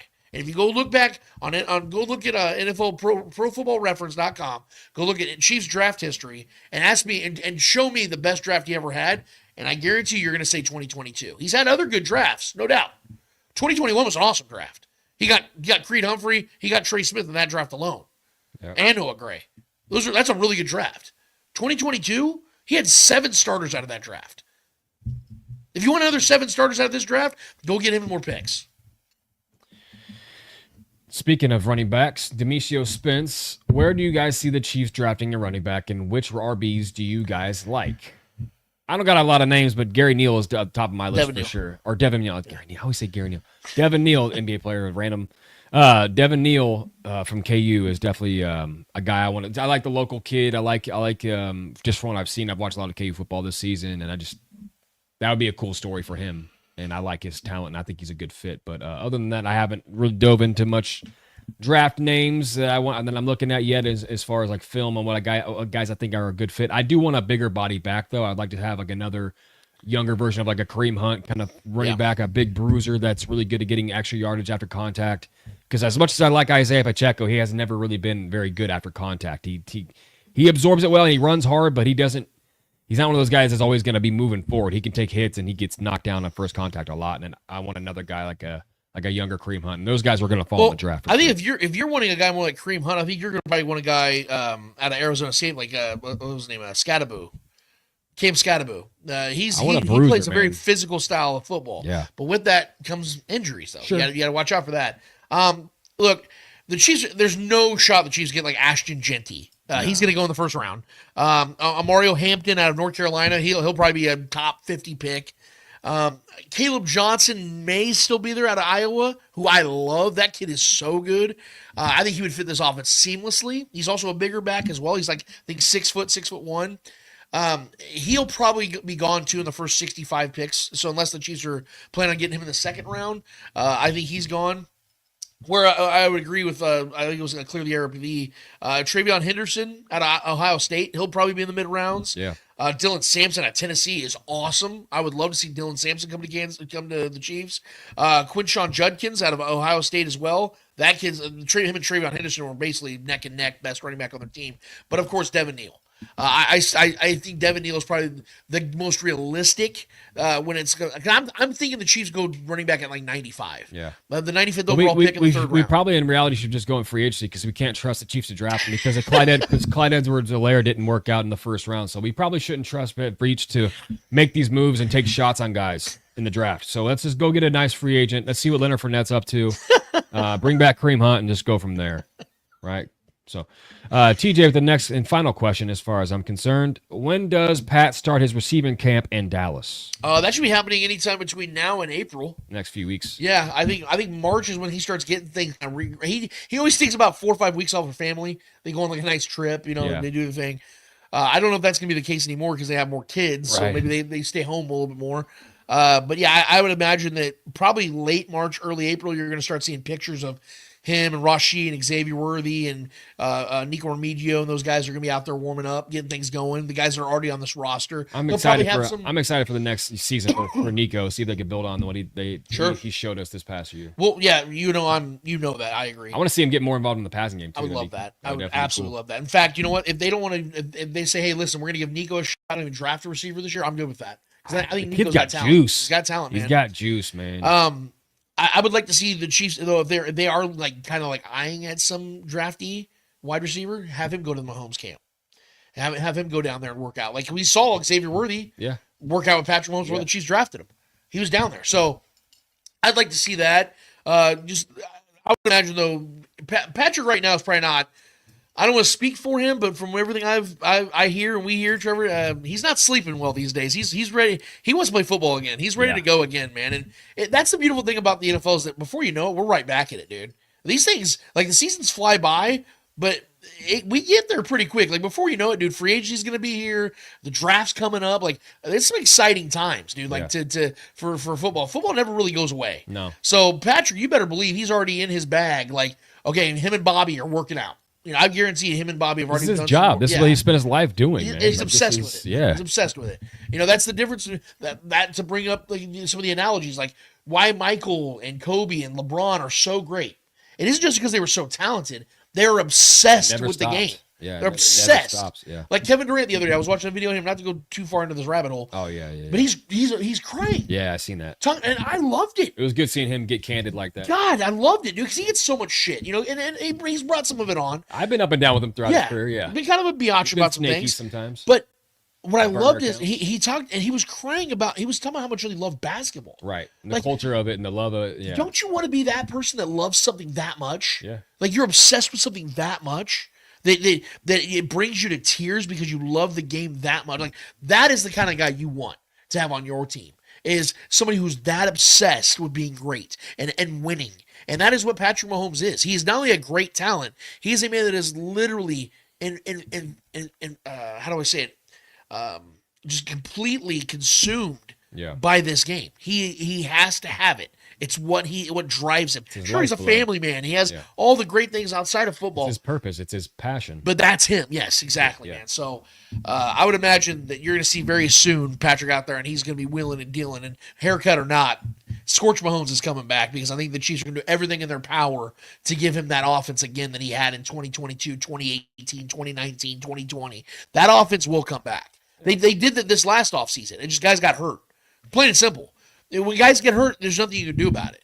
And if the Chiefs would have had a healthy roster, Trevor, Rashee Rice and Hollywood Brown, this offense leads the league in scoring. Patrick Mahomes probably wins MVP because he would have thrown for 35 to 40 touchdowns. And I expect that, you know, our guy Shaggy Shane says that those days might be gone. I 100% disagree. Patrick Mahomes is just now entering his prime years. 27 to 33 is a quarterback's prime years. He's right in the middle of that. Yeah. And Patrick Mahomes, you saw even in the Super Bowl, even in a fuck you throw, spot on as Xavier Worthy down the field with that touchdown. That's coming back. Got to protect the man, give him time to make plays, man. 100%. And he's got to stop running into sacks too, goddammit. He's not perfect, you're right. Yeah, but I mean, okay. Last one from our guy Weston Brewster on YouTube. Do you think the Chiefs need a pass? This is kind of going right into it. We'll answer this one quickly. Do you think the Chiefs are going to need a pass catcher that's a field tilter with the decline of Kelce? Well, I think they have those guys. And I think you would agree with me on that, Troy. Xavier Worthy is going to be that guy. Hollywood Brown, I think when Hollywood Brown, I do expect him to sign back. And I expect Rashee Rice to be that, you know, the guy that does all the meshes and the crossers, shallow crossers. Yeah. He's going to bring all that back. And that puts Xavier Worthy back to where he naturally is, which is a burner. Yeah. And I do expect maybe them to add another piece or two. But I think that their headline guys are going to be Rashee Rice and Xavier Worthy and Hollywood Brown. And if you have those three guys together, oh, my God. Yeah. This offense is going to be so deadly, dude. It's going to be so deadly. Because I remember we talked about this last year. And I don't know if anybody else remembers this, but I said that although it sucks that Hollywood Brown got hurt, it was a blessing in disguise for Xavier Worthy's development. Because what it did, because if let's say Hollywood Brown never got hurt. Yeah. Let's say Hollywood Brown never got hurt. Xavier Worthy would have been down a peg. They're like, all right, you know, you kind of take a step back and just kind of watch the offense and we'll kind of groom you into the offense. But what happened with Rashee Rice when he was a rookie? He didn't have that pleasure. He had to grow quick. And that ended up being a blessing in disguise for Rashee. Yep. Some guys answer that bell. And I think Xavier Worthy, who I have been slow on, I wasn't the biggest fan of that draft pick just yet. Proved his toughness. Proved it. Yeah. And now I am 100% on board with Xavier Worthy. He's a dog. He's gonna be so. He got good. that dog in him, dude. So good. The Chiefs got dogs at wide receiver. They got dogs, dude. So I'm expecting great things from those three guys. Like I said, those are going to be your dudes that carry this offense. Yeah. I think they add an explosive guy to the backfield. I'm just going to say it now, Trevor, because I'm so excited about this next year. I think there's a very, very good chance that the Chiefs are back to a 2018 style of offense in 2025 than there is in 2024. Where it's the same type of offense in 2024 or 2025 that it was in 2024. What do I mean by that? Do you remember how unstoppable that Chiefs offense was in 2018? Why was that? Because they solidified left tackle. They had Eric Fisher. And then explosive back out of the backfield and Kareem Hunt. Prime Travis Kelce, too. It didn't hurt. Right, but what I'm saying, okay, substitute prime Travis Kelce of having prime Rashee Rice. Yeah. And having year 2 Xavier Worthy, Hollywood Brown, and maybe another piece. Bring back Tyreek. Yeah. No. God, I would love that. But you know what I'm saying? Like, Yeah. if you have 3 legitimate receiving options, Yeah. you have good tight end Just play. the left tackle position alone being fixed would be a game changer. Dude, and having an explosive back out of the backfield with Isaiah Pacheco, with Kareem Hunt. I think they're going to bring Kareem Hunt back for another year. Yeah. Just as a 3rd and 2, 3rd and 3 kind of back. You know, just guy gets the hard yards because they really can't trust Pacheco's health. Yeah. I think there's a better chance that the 2018 style of offense is back where they're scoring in the 30s every week than it is dink and dunk, boring ass, survive by the skin of their teeth type of offense. I think that offense is going away. Because, again, the Chiefs have been hell-bent on fixing that. It just didn't work this last year because of injuries. If they were healthy this last year, I'm telling you, they're averaging 28, 30 points a game. I don't know. It wins a lot of games, and it's I don't know. Well, I mean, I kind of hope you're right just for watching purposes. I miss watching those kind of just fiery games from the offense. We haven't had one of those in a while. I don't know, man. I think we win a lot of games the way we've been playing the last couple seasons. But hold on. Did 2022 not work out? The Chiefs had the 16th ranked defense, yeah. The number 1 offense. They won the Super Bowl. Yeah. And Patrick Mahomes had 1 leg. I think if we fix left tackle, we could definitely That's what it is. Be corrected here. Yeah, thank you, dude. Like everything I've been illustrating on this show for the last week and 2 weeks has been get left tackle right, and this offense is going to be right. I mean, plain and simple, dude. Yeah. You can't come in. Look, I was the biggest Kingsley guy. But you can't come into an offseason with him just being the only left tackle you have on the roster. Yeah. That's insane. I was even saying that last year. I was confident he'd win the job or be the guy, but you can't expect him to just be the guy day one and not have any plan B. There was no plan B. You got to have a DJ Humphries. You got to have something like that. They have that? Dude, I'm telling you. They failed at that position, and Brett Veach knows it. Yes. He knows it. And what has Brett Veach always done, Trevor, when they fail at the end of the year? He overcorrects. He overcorrects. I'm fully anticipating he does that. They're going to be aggressive in this draft, dude. Yeah, that is it for the people, bro. That is it. Damn it, that was good, boys and girls. Appreciate you guys. You guys are awesome. Every single week you guys bring it, man. You guys get me pumped up and ready for ready for not just a show, but for football. I mean, shit, we're talking football. We're going to be talking football, guys, in March, April, May. We're going to be talking about this stuff throughout the year. June, July, August. Yeah. Gold jacket, green jacket, who gives a shit? We're going to be talking about this no matter what time of the year it is, guys. We talk football as long as you guys want to. You guys want to bring up other stuff? Bring it up. We'll talk about it. Trevor and I are big NBA fans. We're big MMA fans. We watch badminton. No, we don't. But we could. We could try.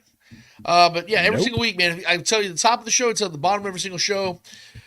Get on YouTube, go to the Spoken Podcast, and hit us up on there. Hit the notify button, hit the subscribe button, hit the like, share buttons. All those help us big time. But the one that helps us the most we want the most, is you guys to get into the comments. Hit us up during the live stream, and we will talk directly with you guys as if we're having a conversation right across the table, because that's literally what we do here.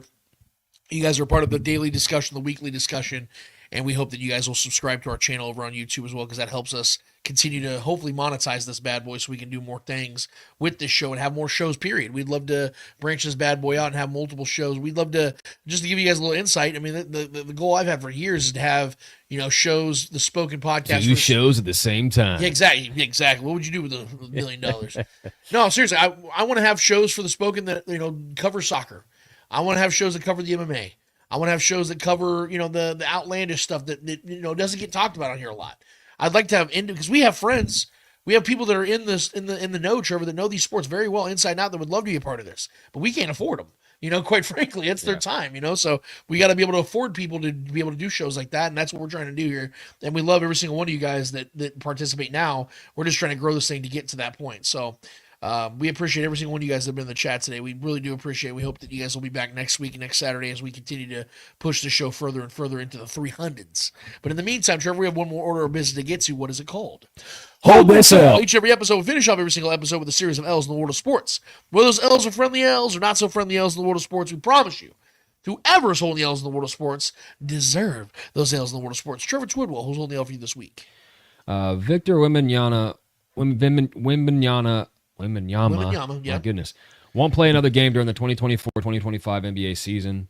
Wembanyama will miss the final 30 games of the regular season after a blood clot was located in his right shoulder. The San Antonio Spurs star has deep vein thrombosis in his right shoulder, the team announced this week. Spurs interim head coach Mike Johnson told the reporters that there is no concern for Victor's health personally long-term, good news, or his basketball activities. At least this is good news for now. In the aftermath of the devastating news, prominent sports doctor Jesse Morse gave his take on the situation. The certified sports medicine physician fueled speculation about Victor Wembanyama's situation by suggesting that the vaccine had something to do with his blood clots.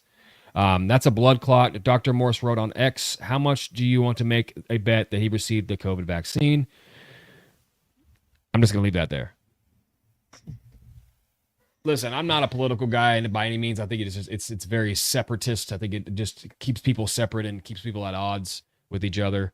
Obviously, this isn't an L towards Victor. I hope he recovers well, and this is a freak thing that's happened to several athletes throughout the time I've been watching sports. Chris Bosh is probably the most recent, pretty impactful one that basically ended his career. I'm hoping that's not something that affects Victor's career significantly by any means, because he is one of the handful of stars in this league right now, and the guy is on pace to break a lot of records defensively, especially. My God, he's insane. Especially for the frame that he is and what he provides for entertainment purposes on the basketball court. I'm a big fan of his as well. I was slow to liking him, but I've grown to like him a lot. But for Dr. Morse to completely immediately make this about a reputable name too, by the way, not some just Joe Schmo on X. Yeah, I know. Yeah, it's unfortunate that this continues to happen.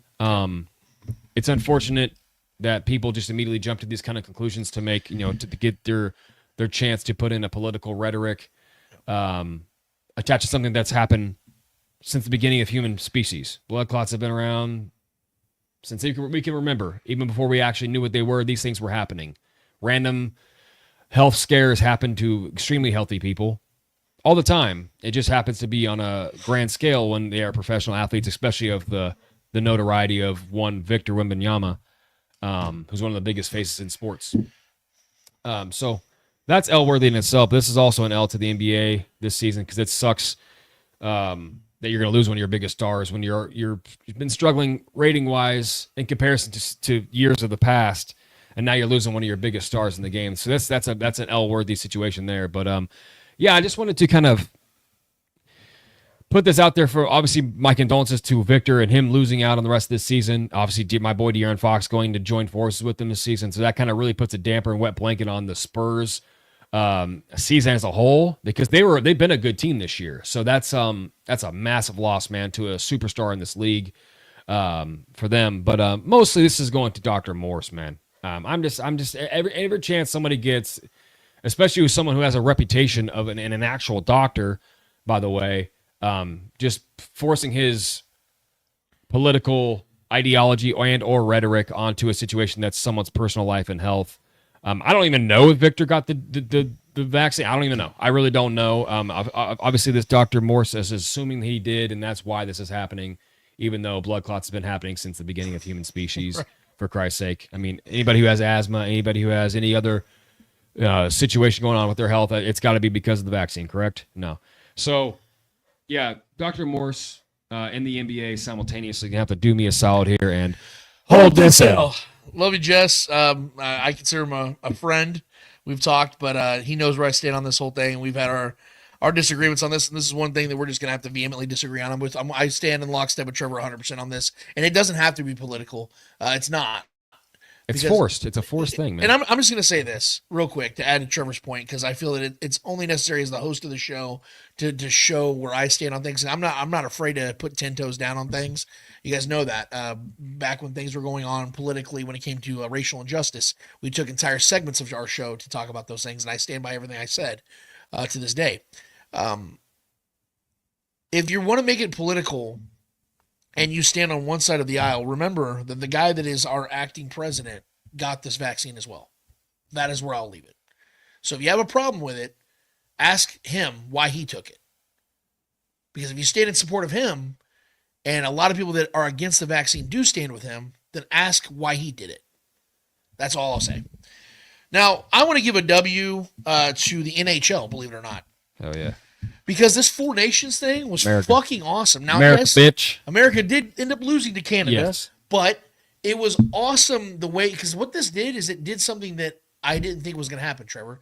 It got the world to talk about the NHL. Yep. It got the world to talk about hockey. That doesn't happen in today's world. And yes, even though the U.S. lost to Canada, I mean, millions upon millions and millions of Americans were watching this match. And that's something that just doesn't happen anymore.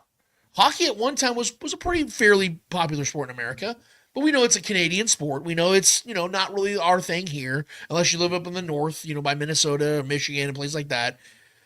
So this was great for them. The Four Nations thing really worked, and I think this is a great idea to help expand into other sports as well. I think other sports are going to copy this a little bit. I think the NBA should copy this a little bit because I think what this does is adds intrigue because we know the NBA is littered with foreign players. And I think it'd be cool to see, Slovenia versus, France. Kind of like the Olympics in a weird way. You know what I mean? It'd be kind of like a mini version of the Olympics. I think it's a great idea. So I want to give the NHL a ton of credit for this idea, and I think they knocked it out the park, almost literally. Where my L is going to go, though, is, Trevor and I had a discussion with a couple buddies just yesterday. And I have to push back here, man, because the NBA takes a lot of heat. Mm-hmm. It takes a lot of heat. I mean, and I'm not trying to call too many people out, but I guess I'm going to have to. If you're somebody that doesn't watch the NBA, I'm not going to take your opinion seriously when it comes to the NBA.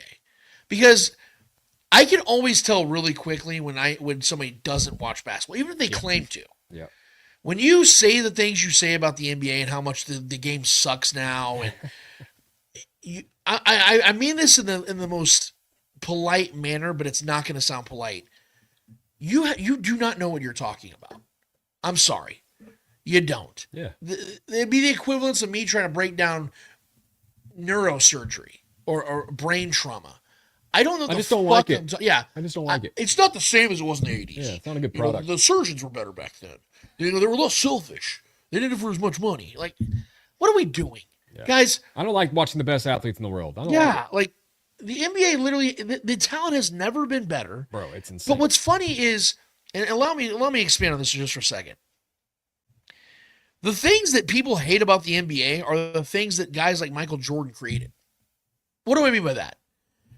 The Jordan rules changed everything when it came, because you guys, all the old heads, y'all love talking about how tough the game was back in the day, and they don't play like them anymore. They're soft now. Do you know why it changed? Because Michael Jordan went and bitched to David Stern and said the Pistons were beating him up. He started so superstar badly. treatment. Yes.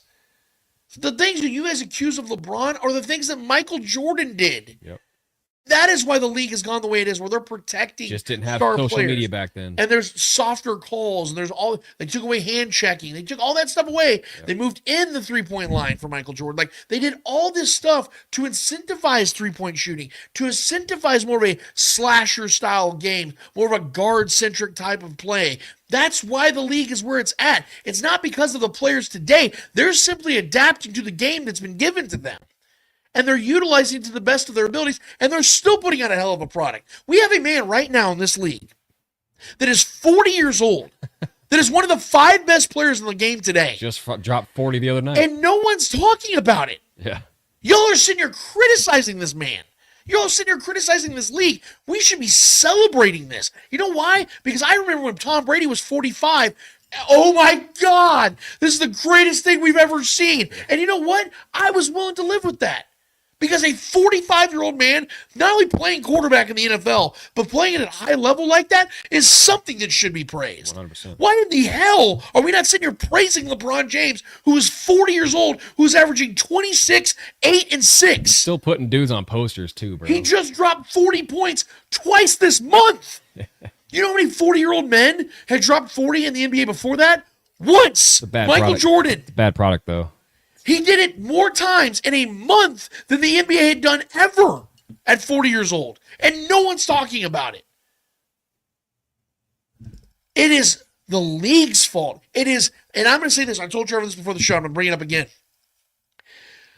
I find Charles Barkley and Shaq and all those guys insanely entertaining. They're funny. You know, they're guys I'd have a beer with for sure. But they are also a detriment to how we view the NBA. Because Charles himself admits that he does not dedicate his time watching the NBA. It's locker room talk. It's locker room talk. Yeah. He always is downplaying and discrediting, knocking players. He's talking shit. Yep. He talks like he's a current player. Yep. And I think that is a detriment because Charles has one of the biggest voices in all of sports. People listen to Charles, whether they love him, hate him, don't care for him, or feel indifferent. People listen to Charles. He's polarizing. He's sports as Alex Jones, dude. Could you imagine if Charles was sitting here going, what LeBron is doing is the greatest thing we've ever seen in sports? Yeah. How much that would change the atmosphere and the temperature of the room? But see, he doesn't do that because he's jealous of what LeBron's done. I'm just going to call it out. Charles is a very jealous player. Never won a ring. He was once MJ's best friend, now no longer friends with him. He feels kind of forgotten in a sense. So he has to make his name known now by being the guy that tears everybody else down. When was the last time you heard Charles Barkley have a positive take? It doesn't happen. He's known to be the negative guy. He's salty as fuck. Very salty old man. But yeah, he's salty. But he's salty. Yeah.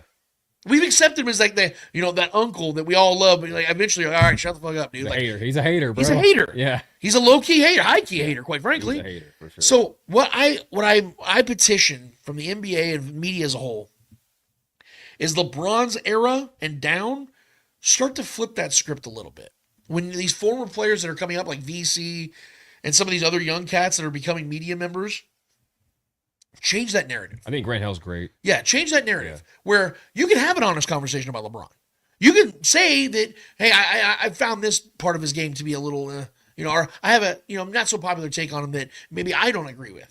But at least it's honest. It's not something that is just absolutely stupid. Yeah. Like saying that LeBron is the 9th best player of all time. Charles, what are we doing? That's just, come on.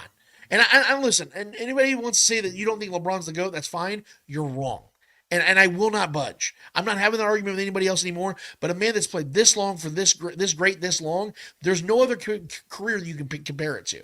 You could say Michael's your favorite player of all time, Kareem's your favorite player of all time. Neither of them had the career that LeBron's still having, by the way. He could continue to keep playing at this level. I truly believe it. He's not slowing down. He's not the defender he once was, but he's still just as awesome offensively. In fact, he's becoming a better shooter than he's ever been. That's scary as fuck to think about, playing off the ball, now allowing Luka Doncic to now run the offense, which will be happening. The usage is going down, but his efficiency continues to stay up. We should be celebrating this. We should be celebrating the league at its most talented version it's ever been. And instead, we have people from within that's tearing it down. What do you think the casual viewer is going to do? Why do you think the NFL is so well renowned by casual viewers? Because there's a lot of positivity, a lot of celebration of the greatness that they have in that league. We revere the stars. Sure, there's people that talk shit, but we overlook that because we revere the stars from an outside sense. The NBA does not have that. And it's ironic because they're the ones that have the biggest stars and the greatest athletes that don't have helmets, and you can recognize them on the court. We don't have that. We need more of it. So NBA media and former players, you old heads that just will not fucking relinquish what once was, but no longer is, do me a solid and hold this L. That's all I need to say. Awesome show. I know I probably pissed a lot of you guys off with multiple takes of mine today, But that's what I'm here to do, is make you guys think. You may not agree with me. I'm not here to convince anybody to think the way I do. I'm here to share my opinion, share what I believe is the truth. You do with it what you please, and you bring back to me what you have and what you believe, and that is the beauty of conversation. We're not here to change anybody's minds. If we do, that's awesome. If not, whatever. It is what we're here to do, is to have a conversation, honest conversation. Trevor and I, we disagree on probably a lot of stuff in life. But you know what's awesome? We always leave that conversation the same way we came into it, with respect and love for each other. That's how it needs to stay here, guys. We are not here to clamor with anybody, fight with anybody, have any hate in our hearts for anybody. It is simple sports talk. We bring it to the table. We leave it on the table. When Trevor and I are done with this conversation, you know what we do? We talk about the kids. We talk about movies we haven't seen yet, or shows we haven't watched. We talk about other things in life. That is what we want to do with you guys. We have these honest conversations, and if I saw you in real life, I'd give you a big old hug and ask you how the kids are doing. That's what it's all about. It's a community. It's about respect, reverence, understanding we're all people at the end of the day. Man, if we could just do that more often, that'd be so cool, because I get killed on Twitter more than anybody. I welcome it, because I know that at least I'm getting people to pay attention to what I'm doing, which is the goal. But at the end of the day, I'd just like to have honest conversation with people. I wish that was the reality of where we're at. Unfortunately, it's not. Maybe one day it'll change. Maybe one day the platforms will be a little bit more respectful, but I think that's just hopeful wishing at this point. But nevertheless, as long as the Spoken Podcast is here, that is how we'll handle things, man. With respect, with dignity, with just being a good culture and community of people. And I hope that you guys want to stick around in the meantime, because that is what we're here to do. And if we're the last show to do it, damn it, we'll do it. So for Trevor Twidwell, for the great Craig Winter that puts all this together on the back end of things at the Red Tribe Cinema, and the entire Starcade Media family, I am Lance Twidwell, the Spoken Podcast. Episode 305 is done, finished, and finito. And until we're back here in 1 week's time to talk about whatever the hell is going on in the world of sports, we'll find out, I promise you guys. But in the meantime, we out of this bitch. Later.